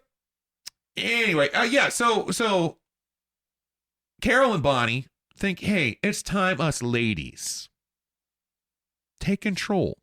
And we're just going to go say hello. We should have done this a month ago. So let's bake some brownies and let's go knock on their door. So that's what they do. And other than they break through the floor and they have the porch and they drop the brownies. There go the goddamn brownies. That was a great quote. There was a leaf in them too. He scoops them all up off the nasty, God knows what covered porch. Hands them to Hans, and there's visible large friggin' maple and oak leaves just sitting there in the plate. And I got something for your sweet tooth. So they basically welcome themselves into the Klopek house. Oh, they do too. Just walk on in. Walk right in. I guess Hans wasn't going to invite him in anyway, so they had to go in, right? They weren't going to take no for an answer. So this is where we finally meet the Klopeks. We meet Hans. We meet Ruben. We meet Dr. Werner Klopek. And they converse in a very awkward conversation inside the house. All the while, Art is snooping in the backyard. Now, the Klopeks have quite the alarm system set up in the backyard. They do. Oh, holy cow, do they? Oh my gosh, like multiple layers of tripwires on the fence, and floodlights. Yeah, the tripwires trigger the floodlights, and not something a normal family would have. I know. No. But anyway, but inside the house, we You have odd interactions with the Klopeks. We have Hans serving appetizers of hors d'oeuvres of pretzels and canned sardines. So this is where, before the sardines even came out, there was this really long shot of all of them just sitting in silence. And it was so unnerving. But the thing that I loved about it was the wives had the plan to go over. All we got to do is go over and say hello. And they were so confident. But once they got inside the house, it was just dead silence. And I'm like, where's your plan? Like, what are you doing? What's your next step? Like, what's going on I here? got the feeling that the wives sitting there in the awkward silence in the creepy house were starting to believe what the boys were exactly. talking about. Yeah. And all along, you got Rumsfeld in the back just peeling Picking off at the their wallpaper. wallpaper. There's some emboldenedness going on with that guy. He's got some odd confidence. He was like the late 80s version of just not giving one flying fuck. That's it. Not giving it. All this weirdness going on, and with only Hans and Ruben, the grumpy cat. The grumpy cat. And then we get to meet, Werner. Doctor. The doctor. Dr. Werner. Who comes up from downstairs and shakes Ray's hand. Hands are covered in red. Mm-hmm. He's wearing surgical gloves. Not at all weird or creepy. But, hey, it turns out it's okay. He's just painting. He's an artist. He's an artist. Pathologist, artist. But they got to go to the university. The whole family and dog have to go to the university the next day. Because they may have to move again. Because they may have to move again. Because they lived 4 different places in 4 years. Right. They have to move again. And but they all have to go to have this conversation. I thought it was weird that they all went and the dog. Yeah, and the dog. Because they have a giant-ass dog. I mean, he even said, you keep a horse in your basement? It's a huge Great Dane. Yeah, it's a Great Dane. Yeah. Comes up from the basement and runs out to the backyard where Art is. Man, I've never seen Art. A Great Dane act so aggressive either. Like every Great Dane I've ever seen is slow and docile. Big old Marmadukes. Right. Big old baby. Not this one. Dude, he just sprints. Full-blown attack mode. There is a moment before that, though, where Ray has to excuse himself to the bathroom. He's having a bit of a reaction from the sardines. Mm-hmm. Rushes to the bathroom as quick as he can. And this is where he makes a discovery that we learn about in a little bit, which we'll talk about when we get there. But he finds something, and after Art sets off the alarm and is attacked by the Great Dane, they all excuse themselves and say, "Oh, you know what? Hey, we've overstayed our welcome. We're going to go." And so everybody leaves. When they get back over to Ray and Carol's house, Ray basically says, "You know what, guys? I think we had it all wrong." But he doesn't mean it. No. He's placating the ladies. Did you notice? At this point, it was, what's her name? Ray's wife. Carol. Called Art a tuna neck. Tuna neck, yeah. It's a hell of an insult. But Ray tells everyone that he thinks the Klopeks are clean.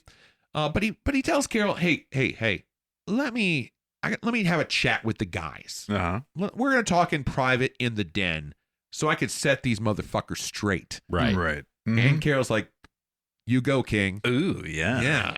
Finally. Do it. Mm-hmm. Whip some sense into these bitches. Then come meet me upstairs afterwards. As I am ready. You're on vacation and I'm ready to go. To control. Let's send Dave over to Ricky's house and we can fornicate. Dave.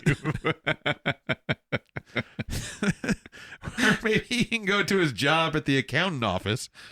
Here's my 2-year-old Dave. Dave, CPA. Here's my 12-year-old Dave. Which is I don't weird. know why that's so funny, but it is. It's real odd. Dave. Here's my baby, Dave. Maybe it's the Tuker. Anyway, in the den, Ray reveals what it is that he found in the Klopek house. It's Walter's rug, so you got an old guy's wake. Big deal. You've had that in your trousers all day? I did. After you found this in Walter's house yesterday, I slipped it back in through the mail slot. Well, where did you get it this time? Clopex? Wow. After the dog came up out of the basement, I found it wedged between a bunch of magazines, all of which, I might add, were addressed to Walter. Well, then that means that Clopex went back inside Walter's house and got the hair. Yeah, that's call the police number 3. Yeah. If you're suspicious, call the police. Right. You see something, say something. Exactly. So I'm going to bring this back up later. Huh? So remember, he found the toupee Yep. wedged between magazines Yep. with Walter's name on it. Yep. I'll Yep. bring it back up. All right. Okay. There's also a part of this where, and I don't think you're going to bring it up whatsoever, but I have a question. Mm-hmm. What is a post-toasty? A post-toasty. How about some Toasty. context? I think it's a cereal. Where did you hear the post-toasty? It was something that Ray said. Yeah. No, it was Yeah, right around this time. Post-toasties were a breakfast cereal, similar to cornflakes. Okay, so he just called Actually, them cereal? Yeah, they were. Post Toasties was an early American breakfast cereal made by Post Foods, intended as their version of cornflakes. Okay. I bet they're high in fiber. So he called somebody a post-toasty. Yeah. You flake? You Cornflake. high fiber flake. Yeah. Okay. All right. All right. Well, I can see You that. will add frequency and velocity to my bowel movements. So, we just talked about how we don't call people boobs enough. I don't think we call people post-toasties enough. We need to start calling post-toasties. And there was another point in this movie where somebody called somebody a meatball. And I was like, we need to start doing that too. I like that. Oh, yeah. Ricky was a meatball. Boobs? That's after he said no tan lines. Nice. Right. Yeah. He said, he's a Ricky's meatball. a meatball. Right. We need to start bringing back boob. Meatball. However, I do think that boob probably needs a qualifier of like fucking boob. You fucking boob. Fuck you, you fucking boob. Oh, wow. I can see that. Harsh. Your cuss count just went up by 3. I'm trying. Ooh. Yours went way down. I heard you earlier. You're trying to make it go down. My wife's going to listen to this. This was her She's movie listened pick. to the earlier ones. Yeah. She's listened to enough. She knows. She's going to feel lives let with down you, Brian. if you dial it down for her. Are you dialing it down for You're your dialing parents? it down for Katie. Damn it. Turn down for what? All right. So post toasty, you're a flake. You're All a right. flake. Yeah. All right. Yeah. I'm gonna start using that one too. Great. That's great investigative research Boob. right here. Meatball. Post toasties and meatballs. Yeah. You fucking meatball. Anyway, so the men, they're ready to spring into action. Mm-hmm. So the very next day, Ray sends Carol and Dave away Mm-hmm. to Carol's sister's house. Right. Ray's going to go golfing. Yeah, and Art, man, what a wingman! He shows up in full blown golf attire. He's like, "Hey, Carol, check out my new golf glove." Because we're gonna hit so many balls, I don't want to get blisters. And he looked like Payne Stewart. He did. Yeah. I loved how Payne Stewart would always wear colors that matched the NFL team of the town he was playing in. Really? Yeah, he did. Let's go with the knickers. That's The what high the socks. high socks. He would wear colors that matched the NFL team. And the hat with the little palm on it. Yep. Yeah. That dude was awesome. That's intentional. It was absolutely intentional. Yeah, that guy was great. He was a golfer of the masses, but I mean, he looked ridiculous for the times. This was like the 90s when he was at his prime, and he was wearing like looked like he was plucked out of 1930. He could have played next to Bagger Vance. Yeah, he could have. Didn't he die in a plane crash? I think he did. Rest his soul. Yeah. Pour one out. Yeah. So anyway, yeah. So they're ready to spring in action, and they're all in full blown battle mode. Starting things off, they got to get the fence, the electric under control. Mm-hmm. Art examining some form of schematic, dressed in some form of work clothes and hard hat, climbs the power pole, and without clearly any form of actual training and the wrong cutters or information. Yeah. Did you notice he couldn't get the cutters around? Yeah. Cuts a power line. Yep. Knocking himself off the power pole. Oh, it bites him. Knocking the power out for half the town. Melting his credit cards in his wallet. I mean, this is one of those moments where my suspension of disbelief also a little bit wavered because I'm like, I look at them like, dude's dead. Right. And he died. And not to mention when he fell through the shed. Fell through the shed. Yeah. There was a scene, like a shot from above while they were doing whatever in the shed.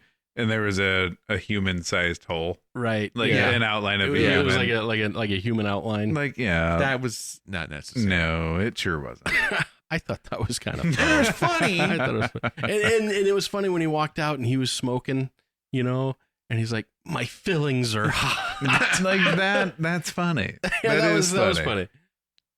But yeah, I mean the melted hard hat and all that was there was a lot of some extra camp going on there. Yeah, there was a lot of camp. But regardless, so they're in battle mode now. Rumsfeld shimmies up to the top of his roof, sets up a command post. We got Ricky inviting over all of his degenerate buddies to watch from the front porch. We got Art and Ray hopping the backyard or the fence into the Klopek's backyard to start digging away, trying to find any kind of evidence they can. But as it turns out, they dig a lot of holes. They do. And I remember them saying, let's dig first and then we'll check the basement after. And I didn't understand that part. Like, why wouldn't you, they're gone. They're gone. You have no idea how long they're going to be gone for. Why wouldn't you go check the inside first? The only reason it makes somewhat sense is Ray saw them digging in the backyard. Sure. And the kid did too, Dave. So, but Dave saw and it. that's where the femur bone came from. So they thought that would be the quickest place to find the remains. I think I'd go snooping inside first.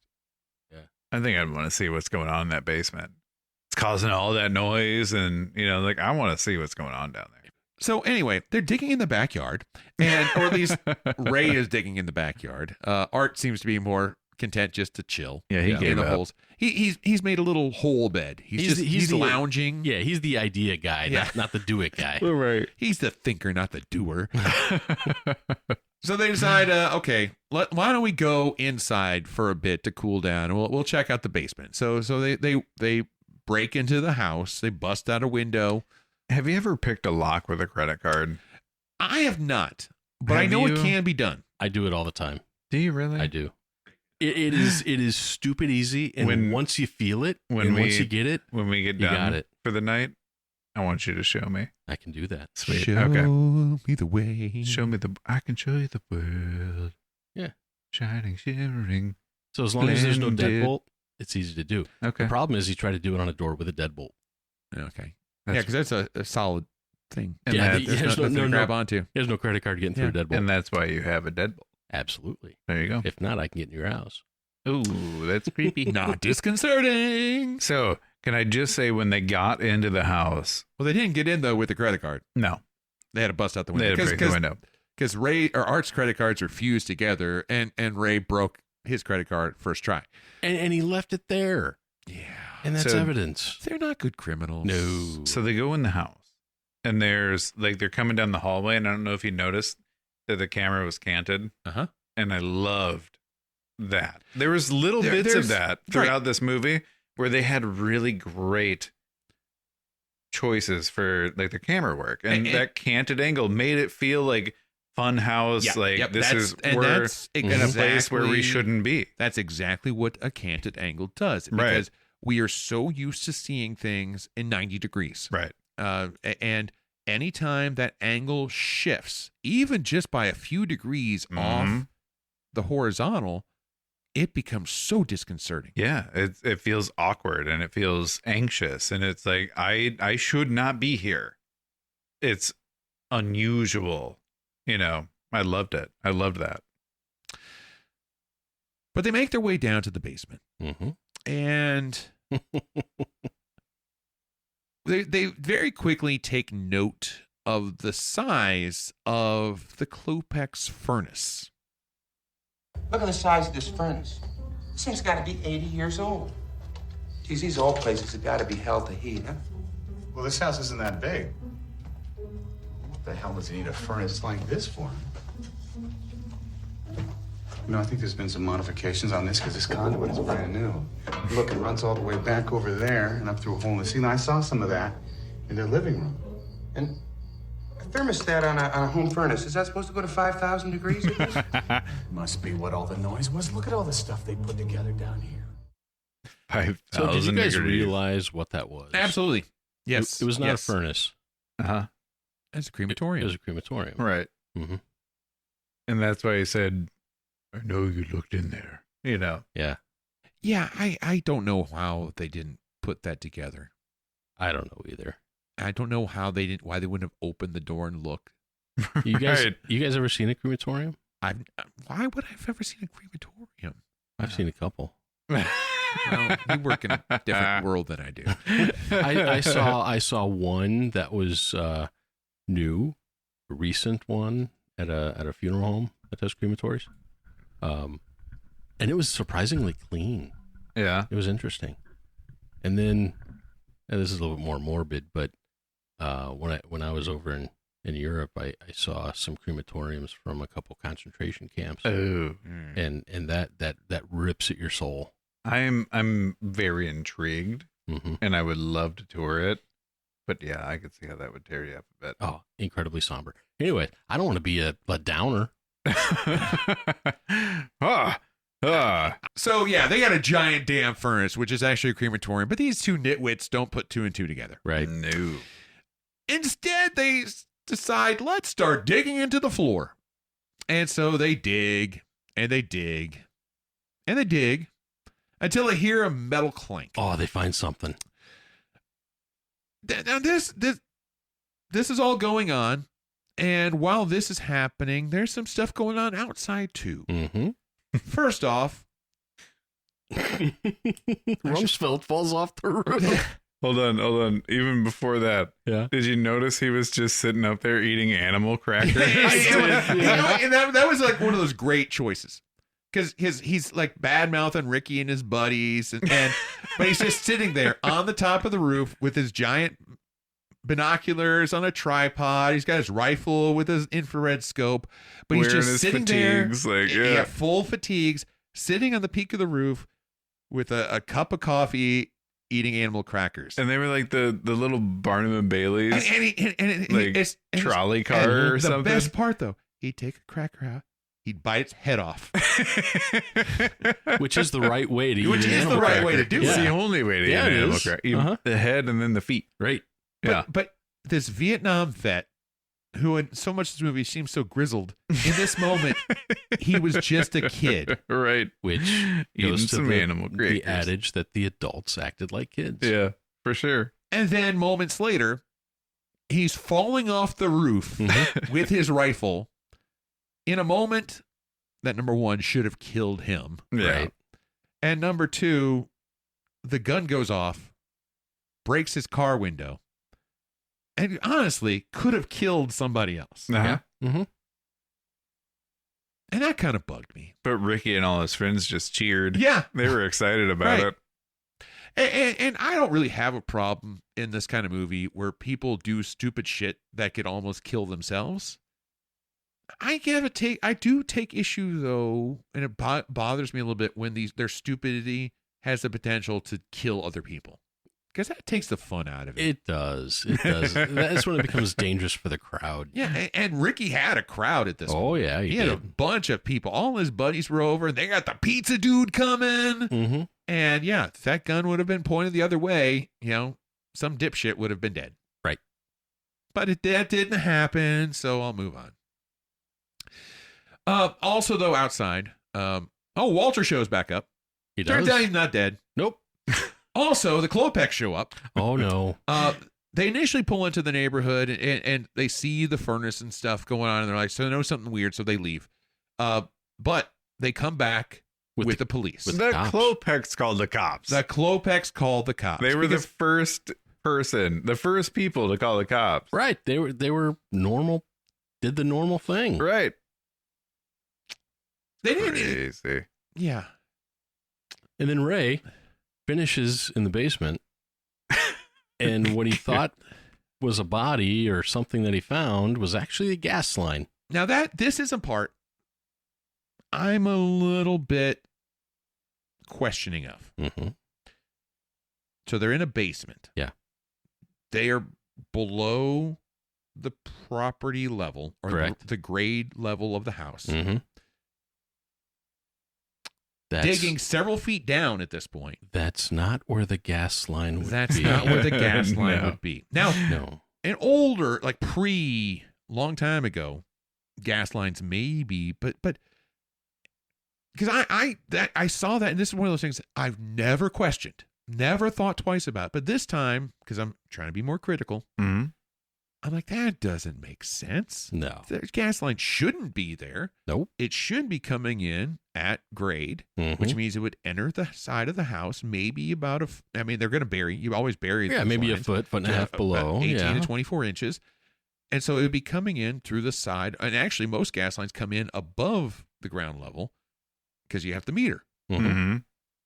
So to be underground seems like inefficient piping. Well, maybe that wasn't the gas line for the house. It was just maybe a gas pipeline going somewhere else. That was subterranean.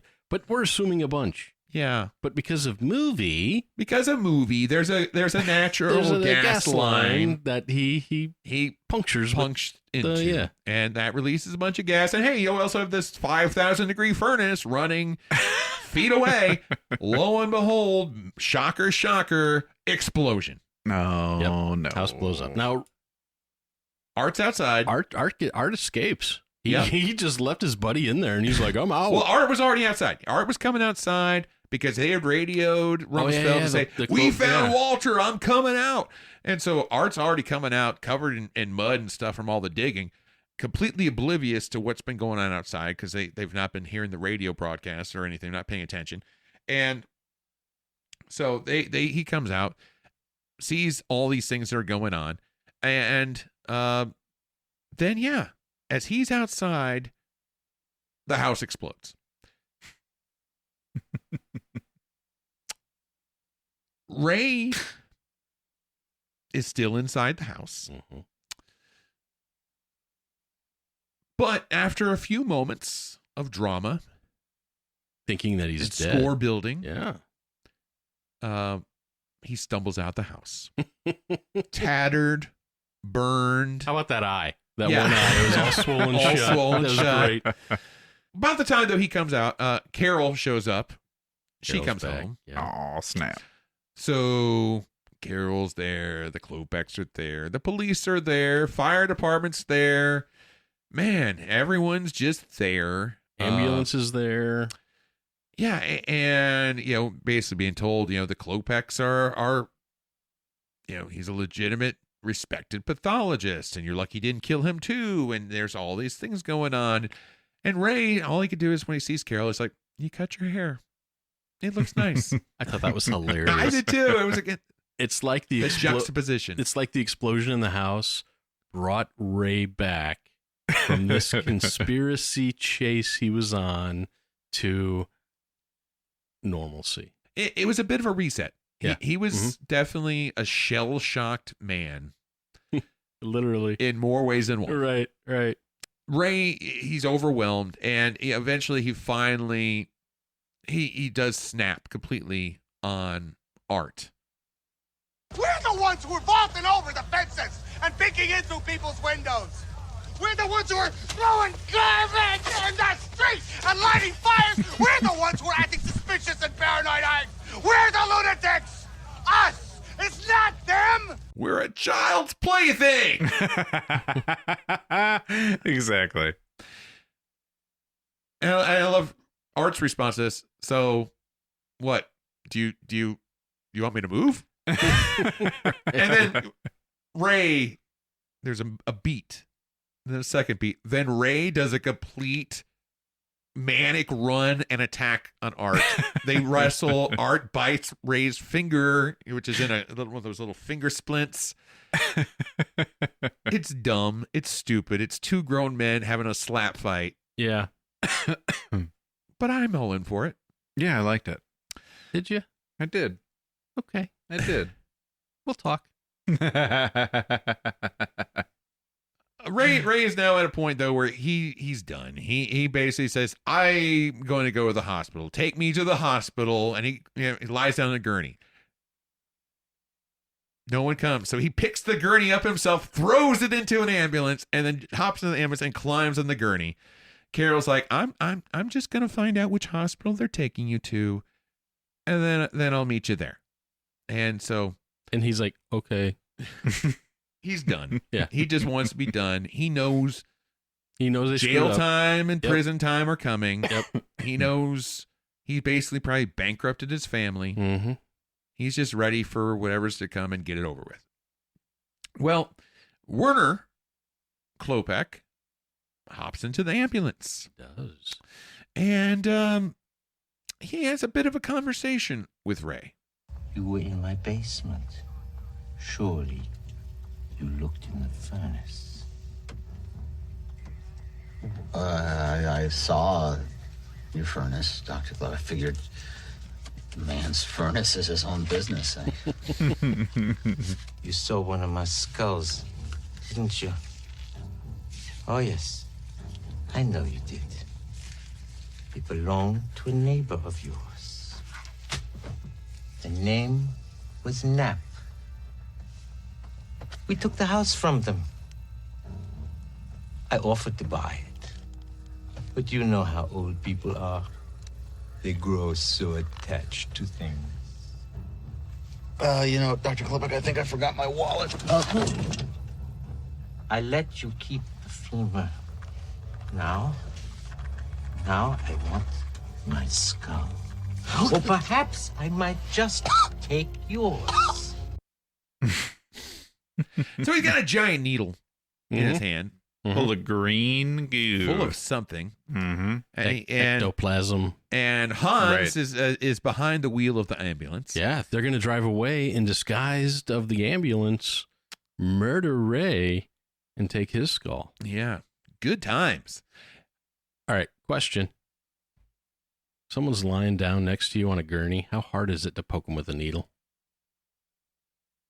Don't you think it'd be pretty easy? Well, I mean, I don't think it'd be hard at all. Because I don't think in this instance you have to hit a vein or anything, right? You don't care about precision. And this is the old trope of the bad guy having to explain shit. All right.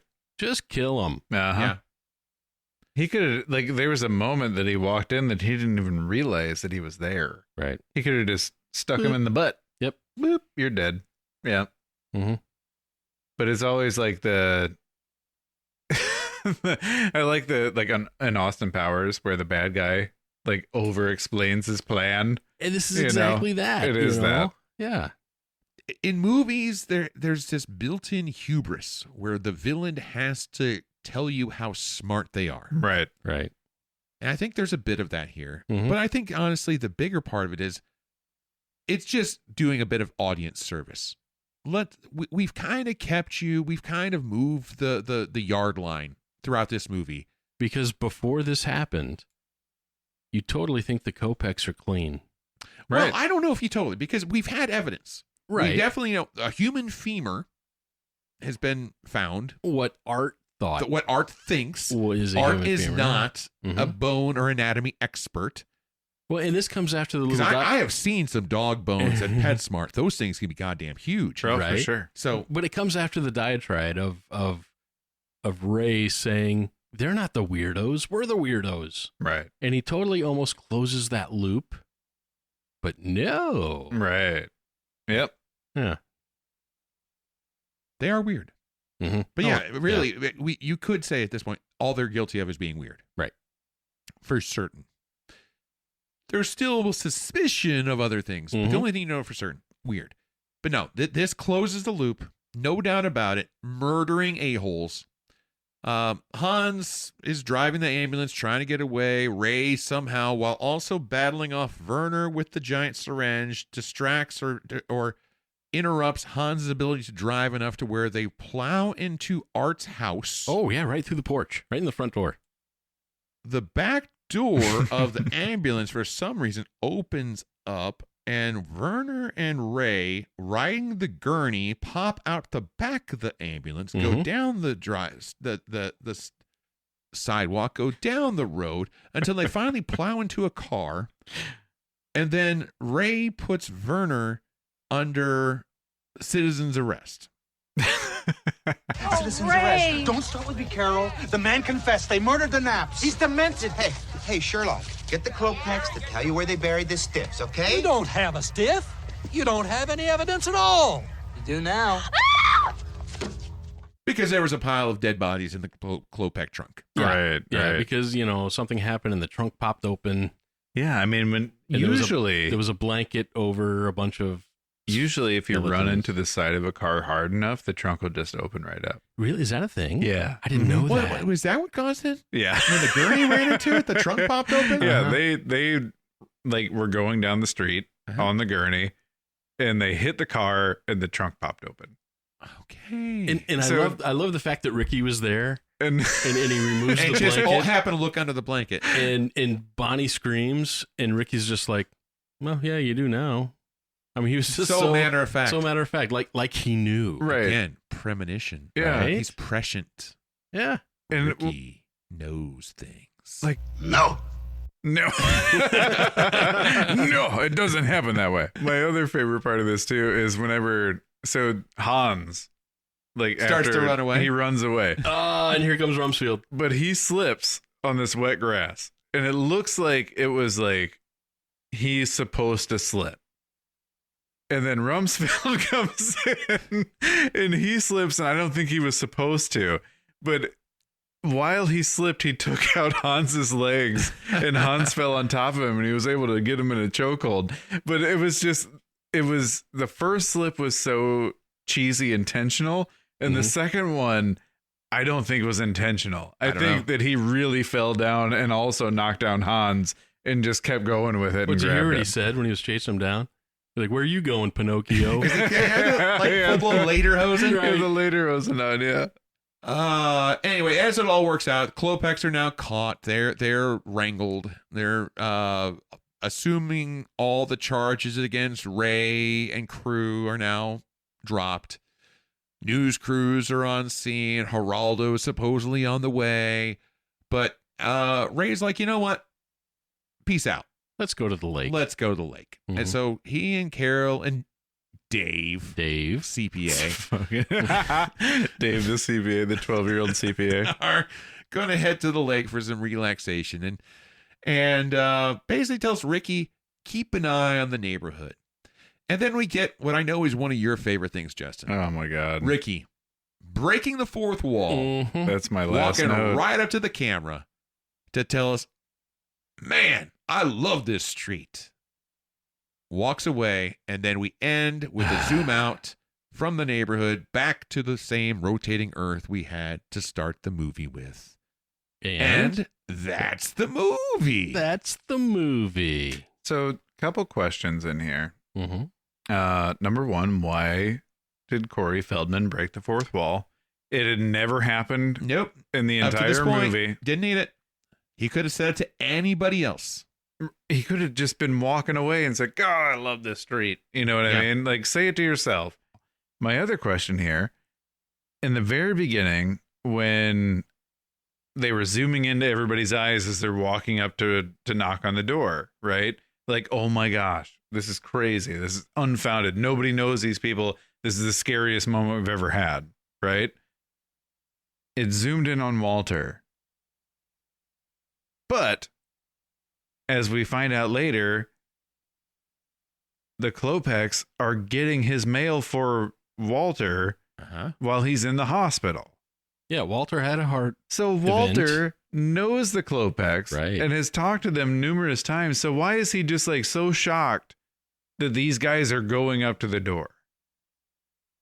Don't know. I know they're building it up for the movie part of it. The other part is the inconsistencies. There are a few. Oh, One there's of the a other bunch. ones that stood out to me was whenever back at the beginning, whenever Art shows up after shooting crows in the back of Ray and Carol's backyard, it helps himself to basically every bit of food they have in the kitchen. Right. But this is where he's talking about, I talked to the realtor who sold the Knapp's house to the Klopeks, but Werner said they murdered the Knapps. Oh, so they So wouldn't if you have murdered the house. Knapps, There shouldn't have ever been a realtor. there would have never been a realtor, and there sure as shit wouldn't have been a closing if you didn't have someone there to sign all those Right. 50,000 bits of paperwork. Right. So I took that Werner's explanation as basically we murdered them and moved in. Right. Exactly. We took your house. Yeah. It's our house now. We are murdering squatters. Because they also said, like, we never even saw a moving truck. We never saw them leave. They never said goodbye. Like, yeah. All right, guys, let me ask you. If you could wave your magic wand and change one thing and one thing only about this movie to make it better, what would it be? The ending. Oh. My magic wand would change the ending. I thought the ending was rushed and hectic and disorganized. I didn't care for the ending at all. I mentioned earlier the toupee and the magazines, and that was explained, but you could almost miss it. It was explained almost in passing. I would have liked a little bit more with the whole Walter situation. I don't know. I just thought the ending was weird. So for me, I'd make the neighbors' paranoia slightly justified earlier. Okay. I just like give me one concrete, undeniable clue near the beginning of the movie, something that we can't explain away. Like digging in the yard, you could explain that away. Like they're gardening, they're doing something. You know what I mean? It just makes it to where it doesn't feel like a bunch of bored suburban guys spiraling for no reason. And I kind of like, I want to be on their side, but they don't give us any reason to be on their side. And I want something that's just like, okay, this is believable that these people are serial killers. You know what I mean? Yeah, instead of just being nosy neighbors. Right. Yeah. And I want to be on their side. I really do. But it's hard to be on your side whenever you just seem paranoid and crazy for no good reason. So you kind of want to go back to what the writer Dana Olson originally had scripted. You want something. You want a little less ambiguity about the Klopeks. You want to know that they are evil people sooner. Give me that hint. Yeah. Okay. Yeah, absolutely. Yeah, what about you, Seth? So I want to pull an element from the previous Joe Dante movie we watched, Gremlins.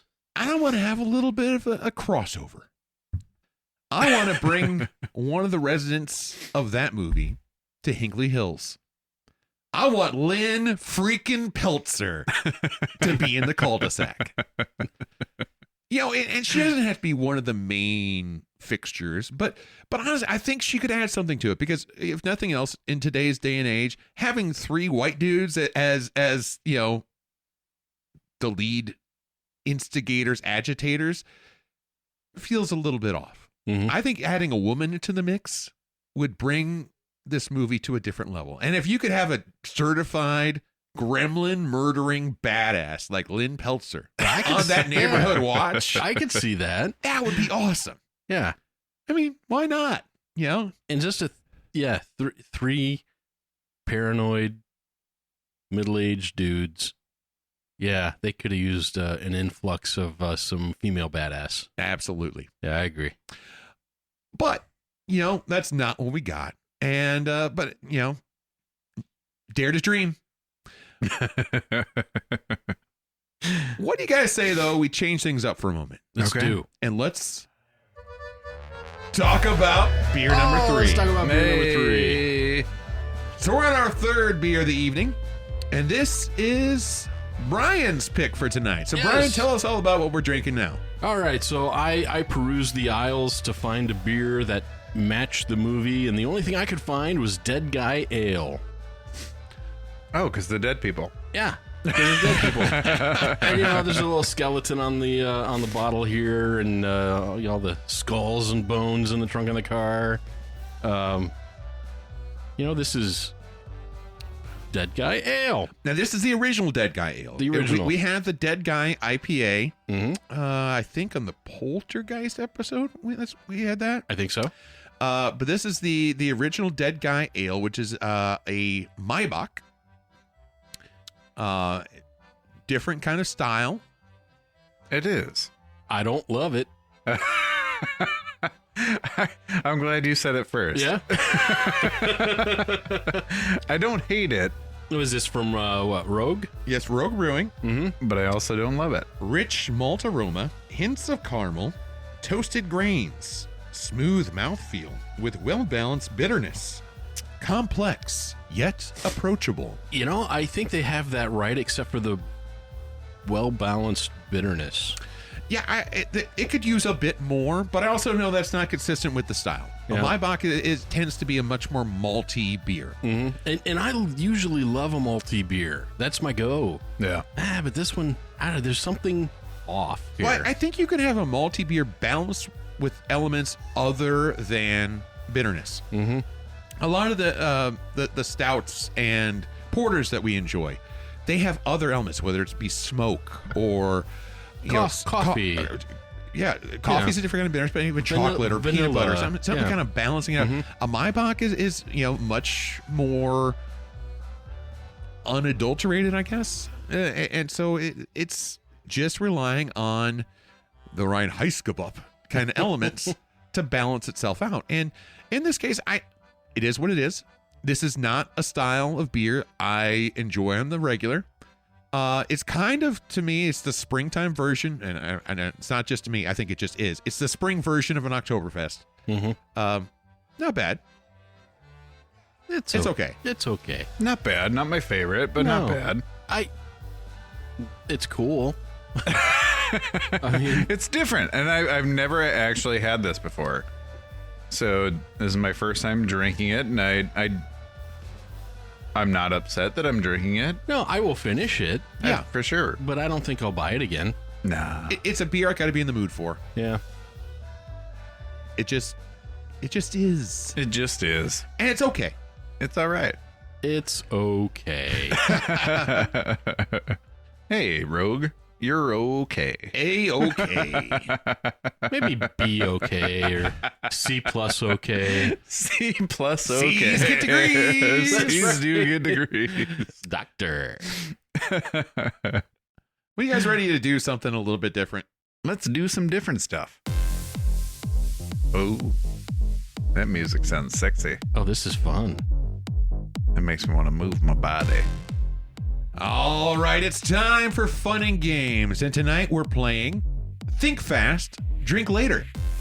This is a simple game designed to expose who panics first when the clock starts ticking. Uh-oh. We've got 7 rounds. Each round has a category. We're going to go around the table naming things that fit that category. No repeats, and you only have 5 seconds to give an answer. Oh my God, I'm going to be if terrible you at this. hesitate, repeat an answer, or your brain completely locks up, you get 1 point. Lowest score after 7 rounds wins. Highest score gets to explain on mic why this game was unfair. No Googling, no stalling, no stretching the definition of words to save yourself. Oh, now, boy. before we dive into the competition, let's just try a quick practice round. This makes my anxiety hurt. Yeah. All right. So the category for our practice round, and Brian, you'll start off and we'll go Brian, Justin, me, and we'll go around. Okay. The practice round category is famous Toms. Famous Toms? Famous Toms. Oh, Okay. thanks. Segura. Cruise. Tom from Tom and Jerry.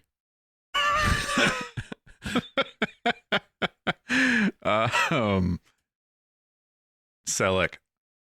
Damn it! Oh, good. I was going to say Tom Thumb. Sizemore. I was so Green. close. Good, yeah. Oh, Tom Green. Yeah. This Ooh, is that was a quick. That was a quick 5 seconds. That was that. I don't even know if there was 5 seconds, but that's basically how the game works. Yeah, all right. So we don't have a timer. No, I mean you're just guessing, just ballparking it. Oh, Seth is in control of the of the keys of the ambiguous timer. Who has pissed off Seth the most tonight? I'm gonna get 2 seconds. You're gonna get 8. Hey, Seth, you look great, man. You look good. Keep it coming. You've been working out? Yeah, a little bit. Nice. Yeah, I can see. My body's a temple. I can tell. Very large temple. You're so close to Adonis. Really. Fucking hate you, Seth. So to keep things as fair as I possibly can, I had my virtual assistant Carl create the list of categories. Oh shit. I told him to make categories related to either the movie, suburban life, or the regular guy movie show. Okay. I copied and pasted those with my eyes closed. Right. And then as quickly as I could, covered them with black highlighter on the screen. And I'll even show you guys. Like I don't know what they are. So bet. This feels rigged. It does. But does. Hey, I'm in for it. Let's do it. Yeah. Seth is gonna win. Well, you don't know. This game is called Seth Wins. All right. So clear your head. All right. And loosen up those brain cells. Oh, Jesus. This is hard for me. And let's get ready for Round 1. Fight. All right. So round 1. Let me just clear this highlighting. Tom Hanks movies. Brian. Splash. Castaway. Jones versus the Volcano. Georgia Peach's the ladies baseball one. Yay! League of Their Own. You didn't know that's what I was saying? I knew what you got to say the name. You guys really didn't get the gist. I knew the movie, but you got to say the name of it. No crying in baseball. All right, man. so Brian gets a point. That's a boomer. That was awful, Brian. Oh, Brian's keeping score over here too. All right, so let's move on. Round 2. Fight. Round 2. I should have said the Burbs.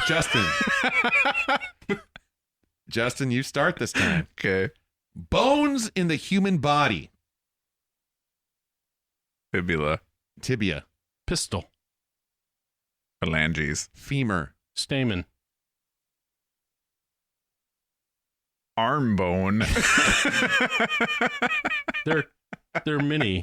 They're 3. I don't know bones. The radius ulna. I don't know bones. All right, Justin gets the point. I didn't go to school for bones. The pistol and the stamen are in your ear. Also the stirrup. All right. I'll start this time. Hand tools. Hammer. Saw. Screwdriver. Pliers. Hacksaw. Coping saw. Chisel. Wrench.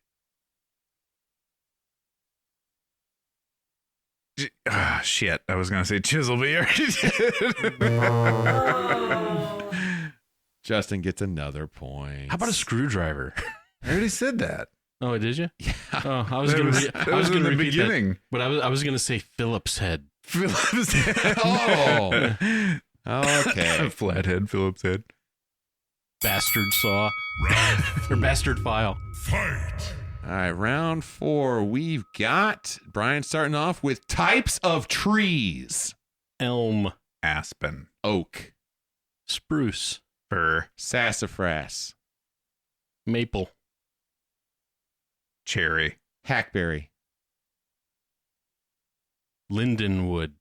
A linden tree. Crabapple. Sugar maple. Dogwood. Fuck you. That's not a tree. It could be. Yeah. Silver maple. Persimmon. Pin oak. I already said oak. Yeah, right. If you're going to go silver maple, I'm going pin oak. One with acorns on it. You're up. I'm up? Yeah. Yeah, you have Walnut. Cypress. Christmas tree. Weeping willow. No, come on. Yeah, there's a tree. Okay. A weeping willow. Magnolia. A coat tree. I don't believe you. What is that? You like the coat rack? They call it a coat tree. No, that's not a tree. That's a tree. That's not it's a in the tree. name. It says coat tree. That's not a tree. Balsa tree. Oh, you fucker. Palm tree. Oh, good one. Money tree. A what? A money tree. That's not a tree. It is a tree. It's a little small decorative tree. I don't believe you. A bonsai tree. Oh. Yeah. Bonsai. Peach. Apple. Orange. Lemon. Pecan. Pear. A pear tree. You know, the one the partridge like? Tree. Yeah. I just love how you said pear.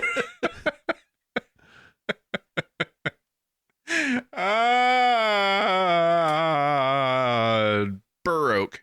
Ash. Banana. Fuck. Tea. Tea tree? I don't know. It's an oil that's called tea tree. Okay. All right.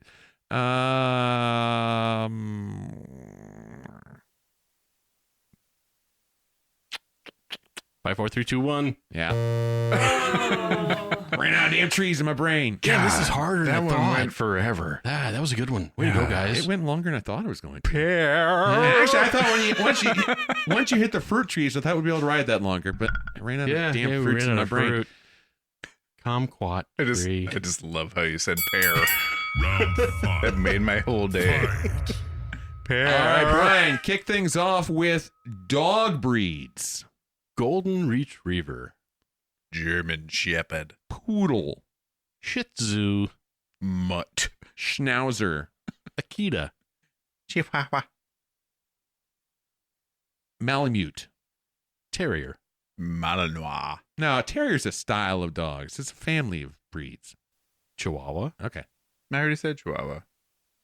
Did you? Yeah. Chihuahua. I want you to really think about how I said Malinois. Yeah, that was nice. I pronounced it Malinois. nicely. That was poetic. Instead of Malinois. Beagle. Is that your Malinois over there? I did that to a lady the other day. Round I said 6. Malinois. Fight. Malinois. All right, round 6. Justin, kick things off with things you barbecue. Steak. Bratwurst. Ribs. Hot dogs. Hamburgers. I was going to say burger. I'll go chicken. Pork chops. Pork tenderloin. Bratwurst. Said it already. What? Who said bratwurst? I did. What if I went Rinswurst? Too late. You already said brats. Oh. Brats and dags. You want some brats I and thought you dags? said burgers. Come on over now. I'll cook you some brats and dags. I said bratwurst. You said that was the burgers. first thing I said. Burgers was the second thing I said. Oh, bratwurst was your first? Yeah. Yeah. Bratwurst is always number one. I was for so me. busy thinking I didn't pay attention. I know. Game's hard. Final. Fight. All right, last round. Justin. Oh, no, I start things off with styles of beer. IPA. You stole mine. Maybach. Helles. Stout. Märzen. Porter. Cream ale.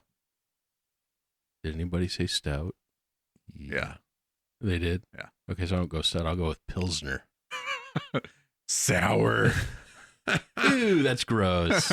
California Common. Ooh, good one. Lager.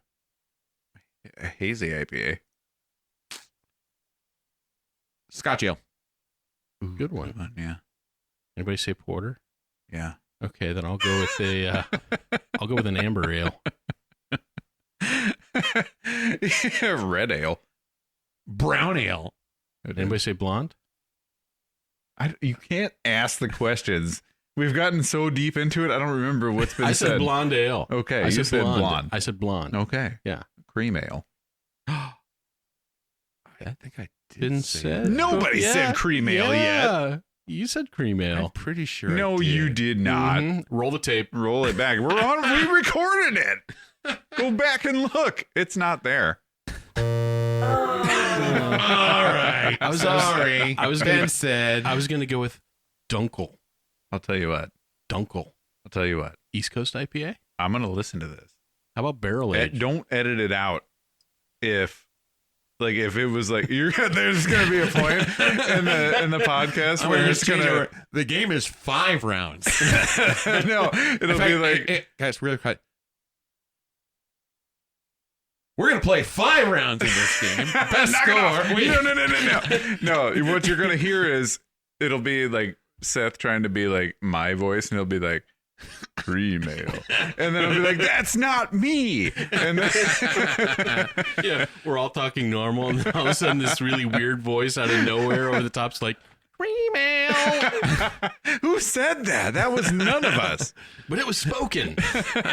Somebody said it. Hey, Justin. Yeah. You and I are losers together. Hey. We each have 3 points. That and means... hey, guess what? Huh. The guy who invented the game won. Oh, just like it was predicted. Oh, it was written in the stars. It was, because his AI assistant did it, and then he copied and pasted and covered it up real quick. With his eyes closed. Oh, my goodness. I may have my fingers slightly. Hey, Seth, that was a good time. I enjoyed that.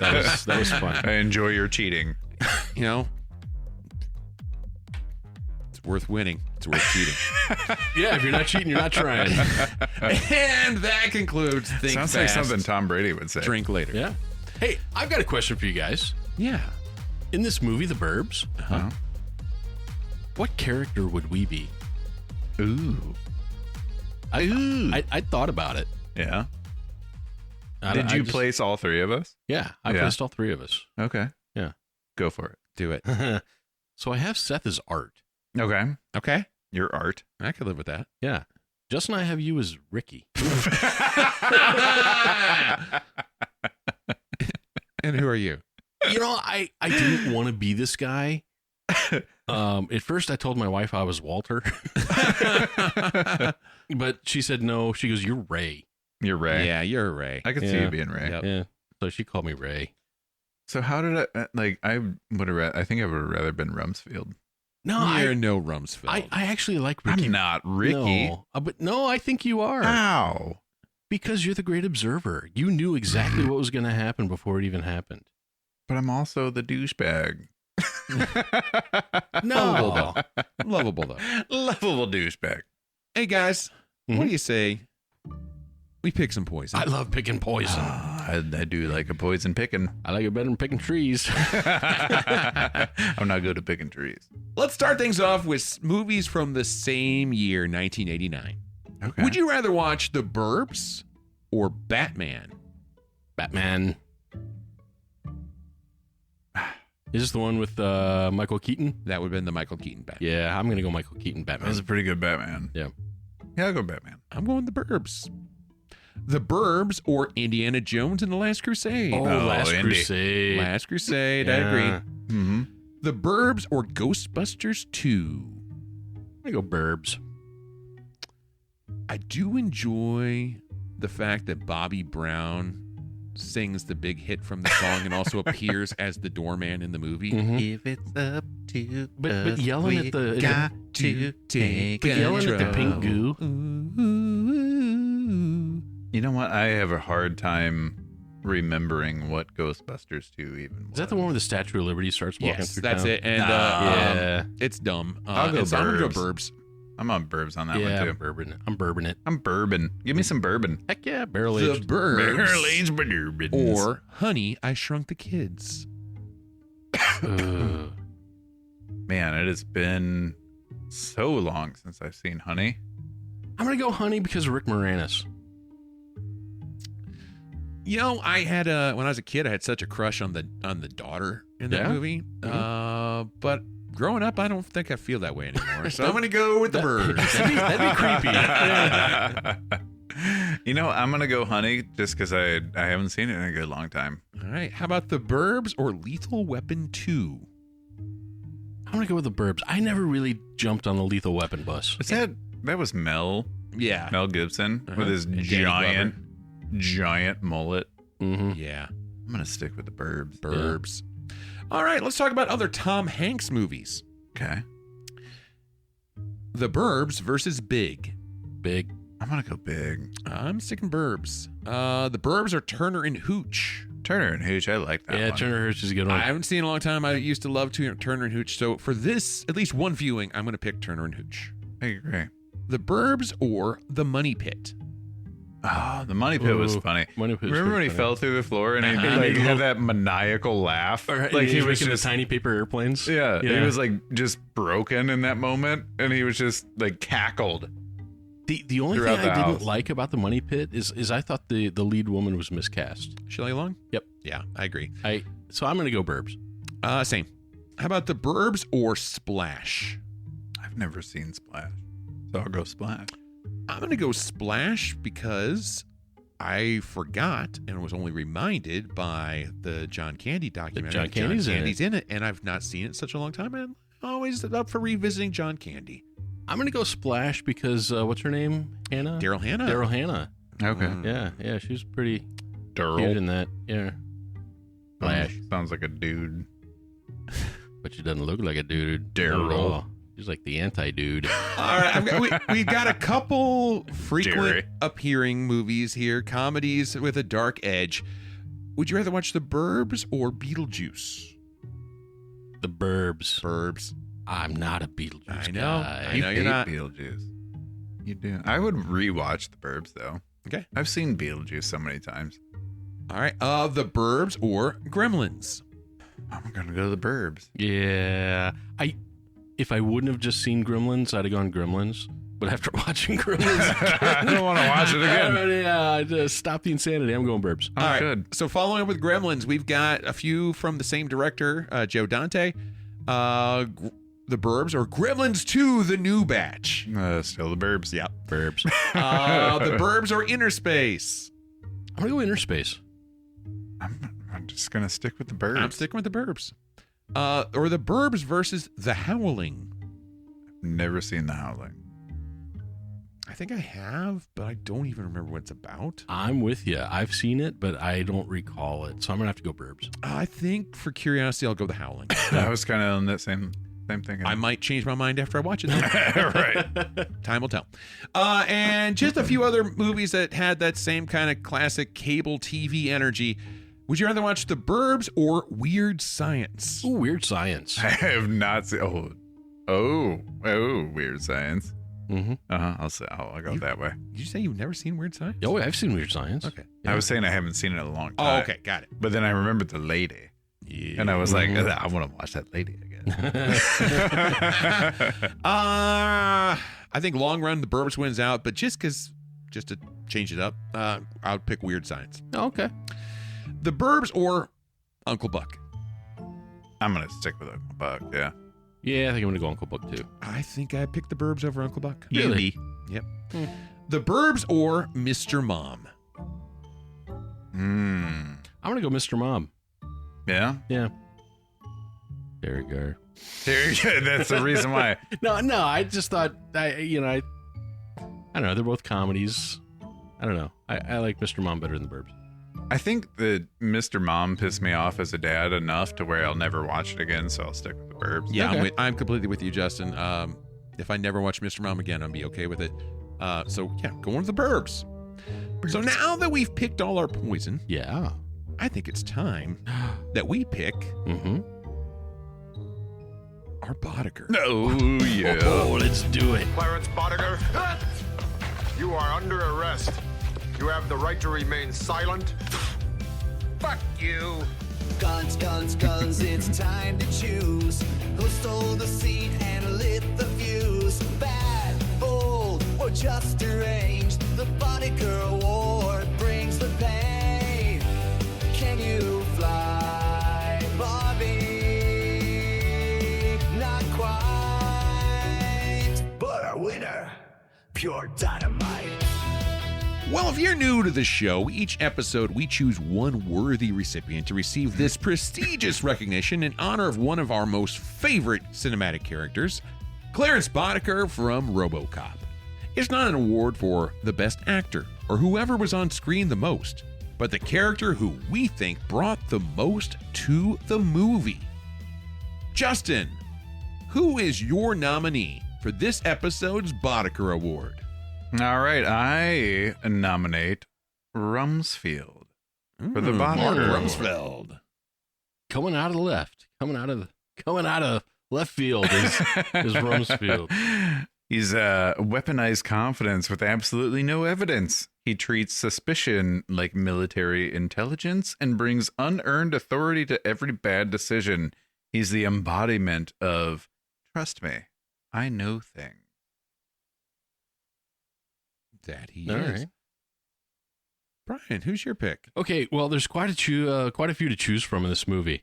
Not that there were a ton of awesome characters, but there's just a lot of okay ones. I'm going to go with Art. Satan is good. Satan is your pal. His injection of mischief and chaos kept the movie moving. And I think without that... I was torn with Art. Art Yeah? was one of them I was torn on, yeah. Yeah? Mm-hmm. I wonder if we're going to have a 1-1-1 off here. We could. Seth, who's yours? We are not. Uh-oh. Because my pick is Art Weingarten. Art! Oh, very good. To me, Art is the spark plug for almost every bad decision in this movie. Mm-hmm. Agree? Ray has doubts. Rumsfeld has paranoia. Art has volume, momentum, and zero breaks. There is no small Art Weingartner scene. They're all big. They're all over the top. They're all amazing in their own crazy ways. Also, we have not talked about this at all, which actually somehow surprised me it hasn't come up. But I want to take a moment and I want to pay a bit of tribute to Art's wardrobe. That guy had an outfit for every scenario imaginable. And every single one of them screams, I got dressed in the dark. You're not wrong. He wears every single one of them with confidence, gusto, and verve. He's got crow stalking clothes. He's got surveillance clothes, backyard grilling clothes, gonna go golfing later clothes, tactical paranoia clothes, and I might dig up a body later, maybe. Kind of feeling cute clothes. Did you say pole electrician clothes? I didn't, but he had He those. had those too. He had those too. Yeah. But what's crazy about Art is that he never even for a moment, even when he is being borderline assaulted by his best friend, he never for a second looks unsure of himself or his choices. And his confidence across the board is delivered with zero sense of irony. To me, Art Weingartner isn't the vehicle we went along with for the ride. He is the vehicle that slammed us in the ass and drove us the rest of the way. You know, I cannot argue with that at all. I think it's Art.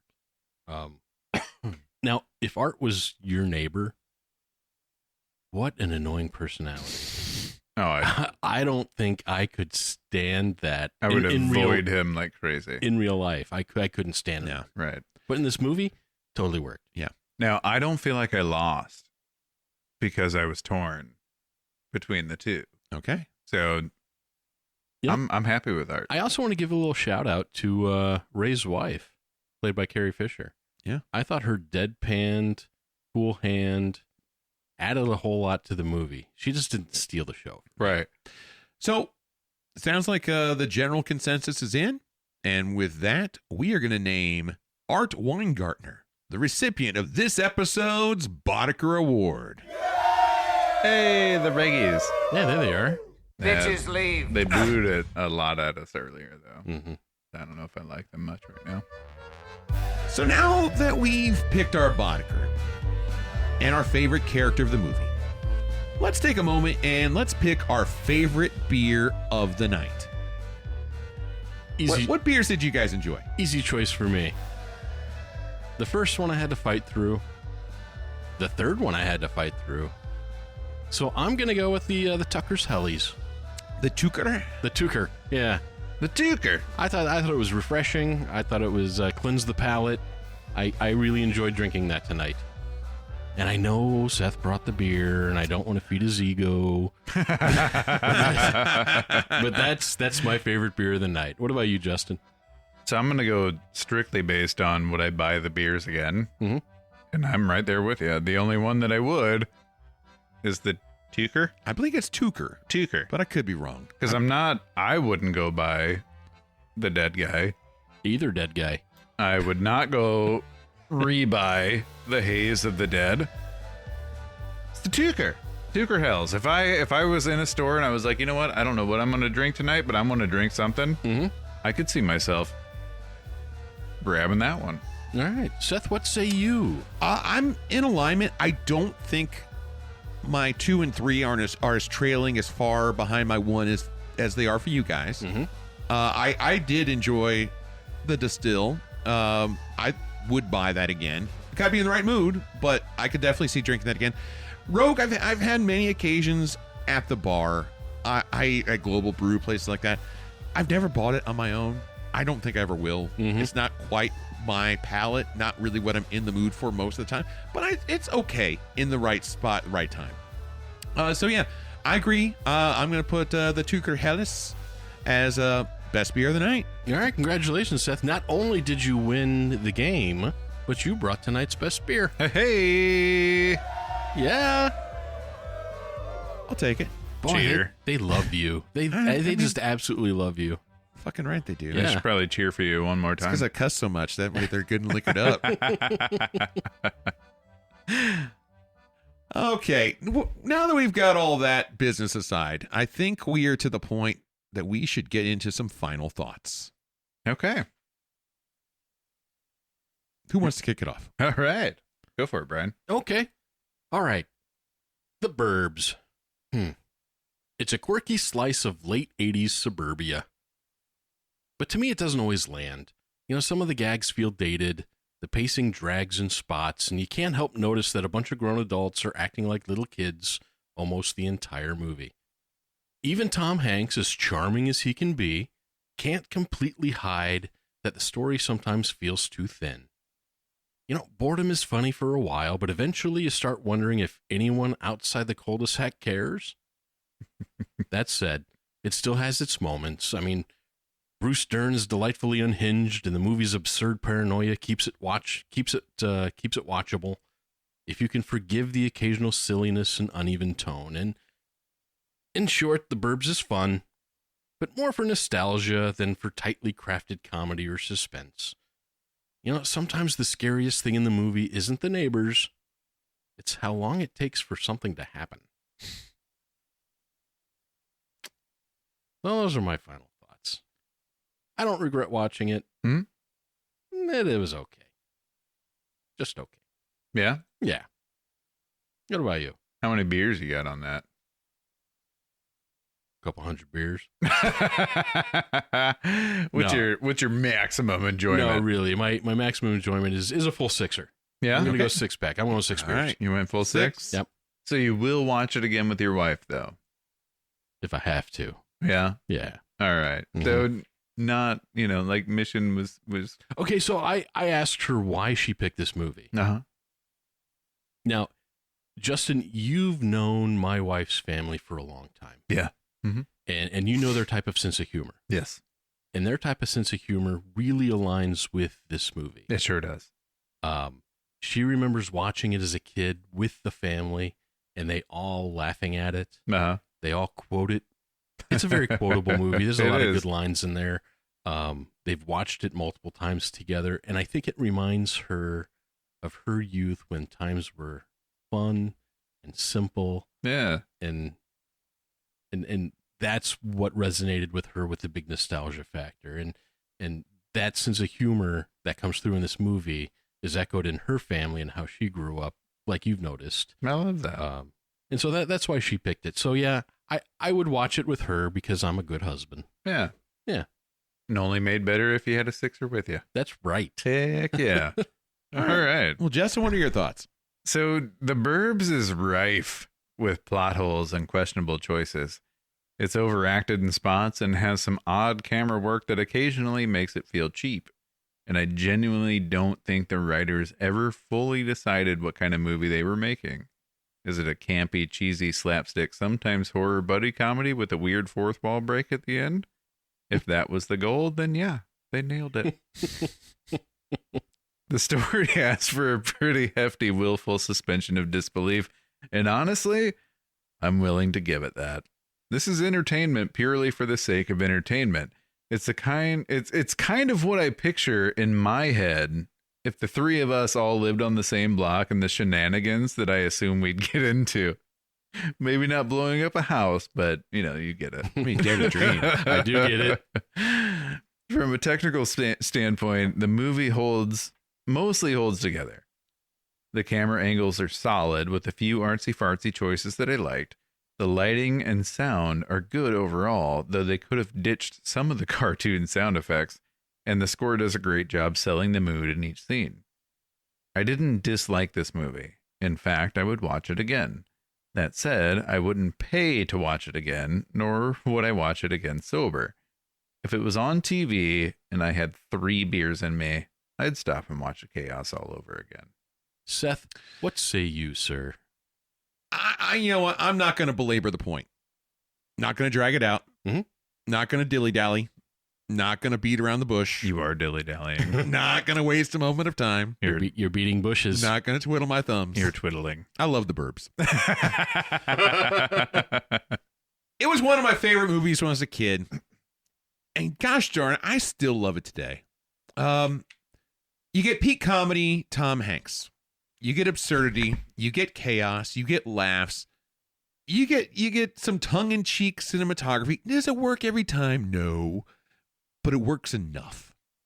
The score rips. The acting is solid across the board. And unlike a lot of movies we revisit on this show, this one actually connects with me more now than it did back then. My willful suspension of disbelief, it hit a few bumps along the road, but it never completely derailed. And as such, I will 100% watch this movie again and again and again. Along those lines, I will say up to this point in my life, I know that I've enjoyed the Burbs dozens of times with 0 beers. Mm-hmm. But since everything in life is better after 2, that's where I'm going to land on this. I'm going to say this is a 2-beer movie. Do I need it to enjoy it? No, but I will. Just a little bit more. All right. Yeah, heck yeah. And that's one of the things about watching this movie. I watched it stone cold sober. So did I. No beers involved whatsoever. And I still really enjoyed it. And I thought that was kind of like, that was the caveat for me. I'm like, okay, all right. You got something here. I do have to say something. When my wife suggested this movie, I didn't hate it as much as I thought I would. Yeah? Yeah. Okay. Well, that's good. It's one of those things when your spouse really likes something, and you're like, I'm just not going to like it because she likes it. You like stupid shit. Right. That's dumb. But no, it was, I gave it a 6, but it was not a waste of my time.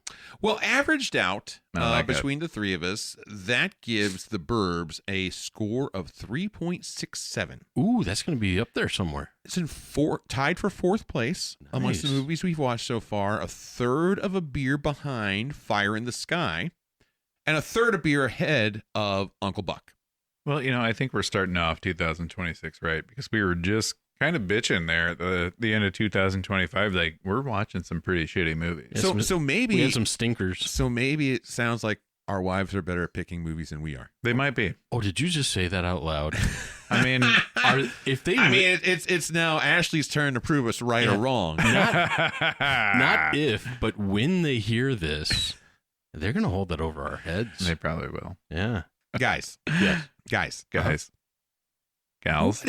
What if mm-hmm. they wanted to make a sequel to the Burbs? Ooh, a sequel to the Burbs. Well, what would that be? I didn't even give this any thought. I don't know. I did. And I like my thought. Okay, let's start it off. All right. So here we go. Sequel pitch. What if The Burbs is actually a horror movie? Now, mind you, I don't do the research, so I didn't know this was supposed to be. And the villains are the neighbors. So Ray and Art, right? Uh-huh. All those guys. Rumsfeld. Same timeline, same events, completely different movie. It's from the Klopex POV. I like it. They're just trying to live quietly, working unconventional hours and minding their own damn business. Yeah. While a pack of unhinged suburban dads stalk them, spy on them, trespass constantly, scream in the street, and blow up their goddamn house. Now, That's my take. What if in a sequel that's not, just a perspective issue, what if it's Ray's wife who goes off the deep end this time? The one who is the steady foundation of reality and normalcy and sense. What if she has her moment? So she was a stay-at-home mom, right? Maybe. Did you get the sense of that? So, yeah. And I kind of wondered if that's why when he was home and she's like, what are you going to do with your vacation? It's like, get the fuck out of the house. Right. Like, I'm so used to you being gone at work and doing my own thing. You need to leave. This is not a vacation for me. So, yeah, I could see her kind of going off the deep end. Yeah. That'd be interesting. Because every mom deserves the chance to go off the deep end once in a while. For sure. Yeah. Seth, what's your idea? You know what I want? What do you want? I want Lynn Peltzer. I was just getting ready to say the same thing. I want Lynn Peltzer to move into the neighborhood and to come in as basically the battle-scarred, hardened war hero against the gremlins. And I want these two neighborhoods to exist in the same universe. Okay. Not in the same town, but the same cinematic universe. Gremlins and the Burbs should exist. She leaves her loser inventor husband. Or maybe they move together, and so you could still have the Peltzer inventions going to be in the mix too. Okay. But I think that becomes the new chaos factor. And maybe even you could have some side dealings, and Art gets in and he invests and loses a lot of money. And, I think there could be, instead of even, we drop the horror angle altogether and we just go straight up comedy. With a slice of action hero. With a slice of action hero in there, yeah. Uh-huh. I think Does Billy still live in the attic? Billy died. Billy gets murdered by his girlfriend because she was I could see a that. weird. I could see her doing that. And she stuffs his body in the chimney. Yeah, she does. Dixie Dream Girl will always stab you in the end. Yeah. I could see her stabbing him. On Putting Easter. him in the... so now she hates Christmas and Easter. The Easter bunny got stuck in the chimney. What was he doing in the chimney? Delivering eggs. Why? He smelled like rotten eggs. Yeah, so I think we got some ideas. What would you name it?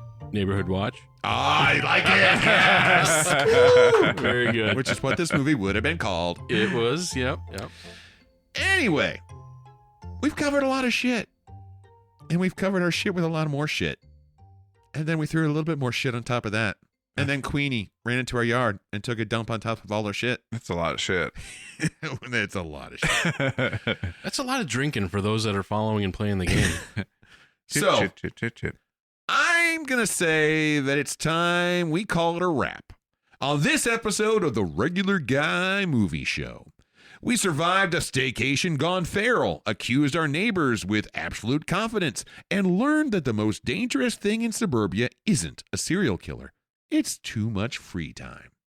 If you enjoyed hanging out with us, make sure to follow, subscribe, leave a review, or just head to your local bakery and mumble, "There go the goddamn brownies," every time someone walks out the door until someone finally understands the reference.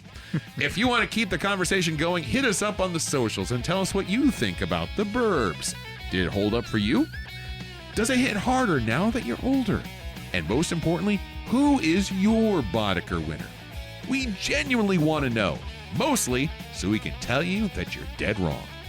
Thanks for listening. Thanks for drinking along with us. And until next time, be kind, rewind. The regular guy, movie show, talking flicks. Here we go!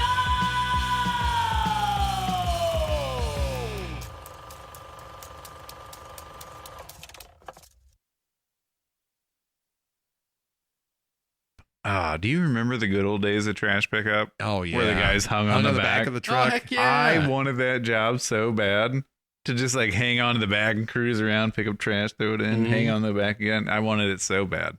Now it's all like That the robot arm that picks it up. Only one guy has to go. And now how lonely is that guy driving that route? I feel like there are country songs to be written about that guy. It should be. Like, at least before you had guys to talk to, and now you're just all by yourself with a robotic arm dumping your own trash. Sad. I am a lonely man, and I drive a garbage truck. That's the number one hit. Give it time. I got to workshop it a bit. It would hit people right in the heartstring. Sun ain't up, but the engine is. Coffee's bitter, radio hish. Steel-toe boots on concrete dreams. Clock-in card and a memory. They gave me keys to a cleaner machine. One seat now where two used to be. Back when the truck had a human side, two names Sharpied inside the ride. He'd hang off the back, grin full of dust, laughing like tomorrow was something we trust. Talked about kids, talked about land, talked about quitting, never did man. Now it's just me and a robot arm, clicking and whirring like it means no harm. Steel claw grabs what the world throws out, doesn't ask how I'm doing, doesn't joke, doesn't shout. Yeah, the streets still shine when the job's all done, but I miss my buddy on the back of the truck. I'm rolling solo, dawn to dusk, with a heavy heart of hydraulic hub.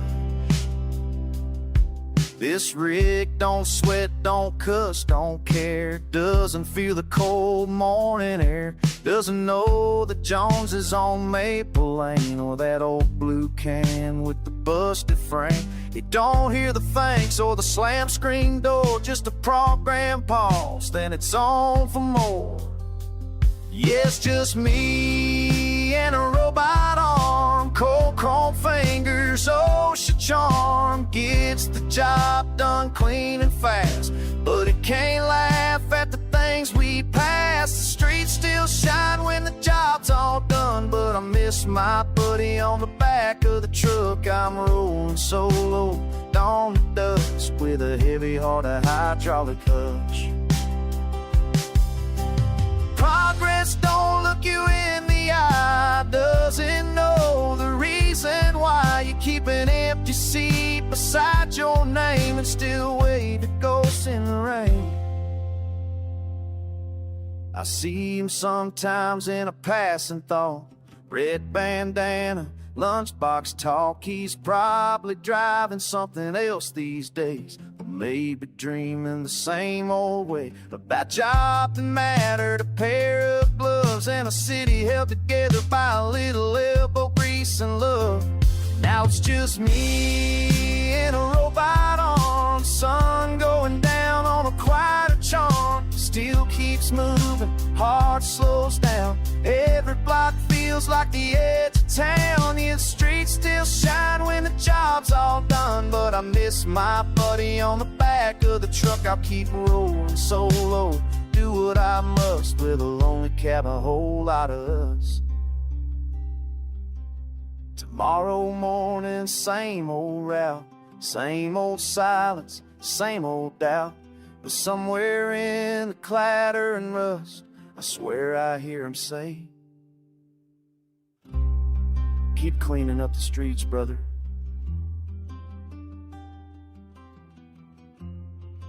You're doing just fine. We're going to timestamp this. If I ever hear a song from this point on about a lonely garbage driver, we're suing their ass. From Taylor Swift. Taylor Swift sings a lonely, especially Taylor. I'm coming truck for the Swiftie money.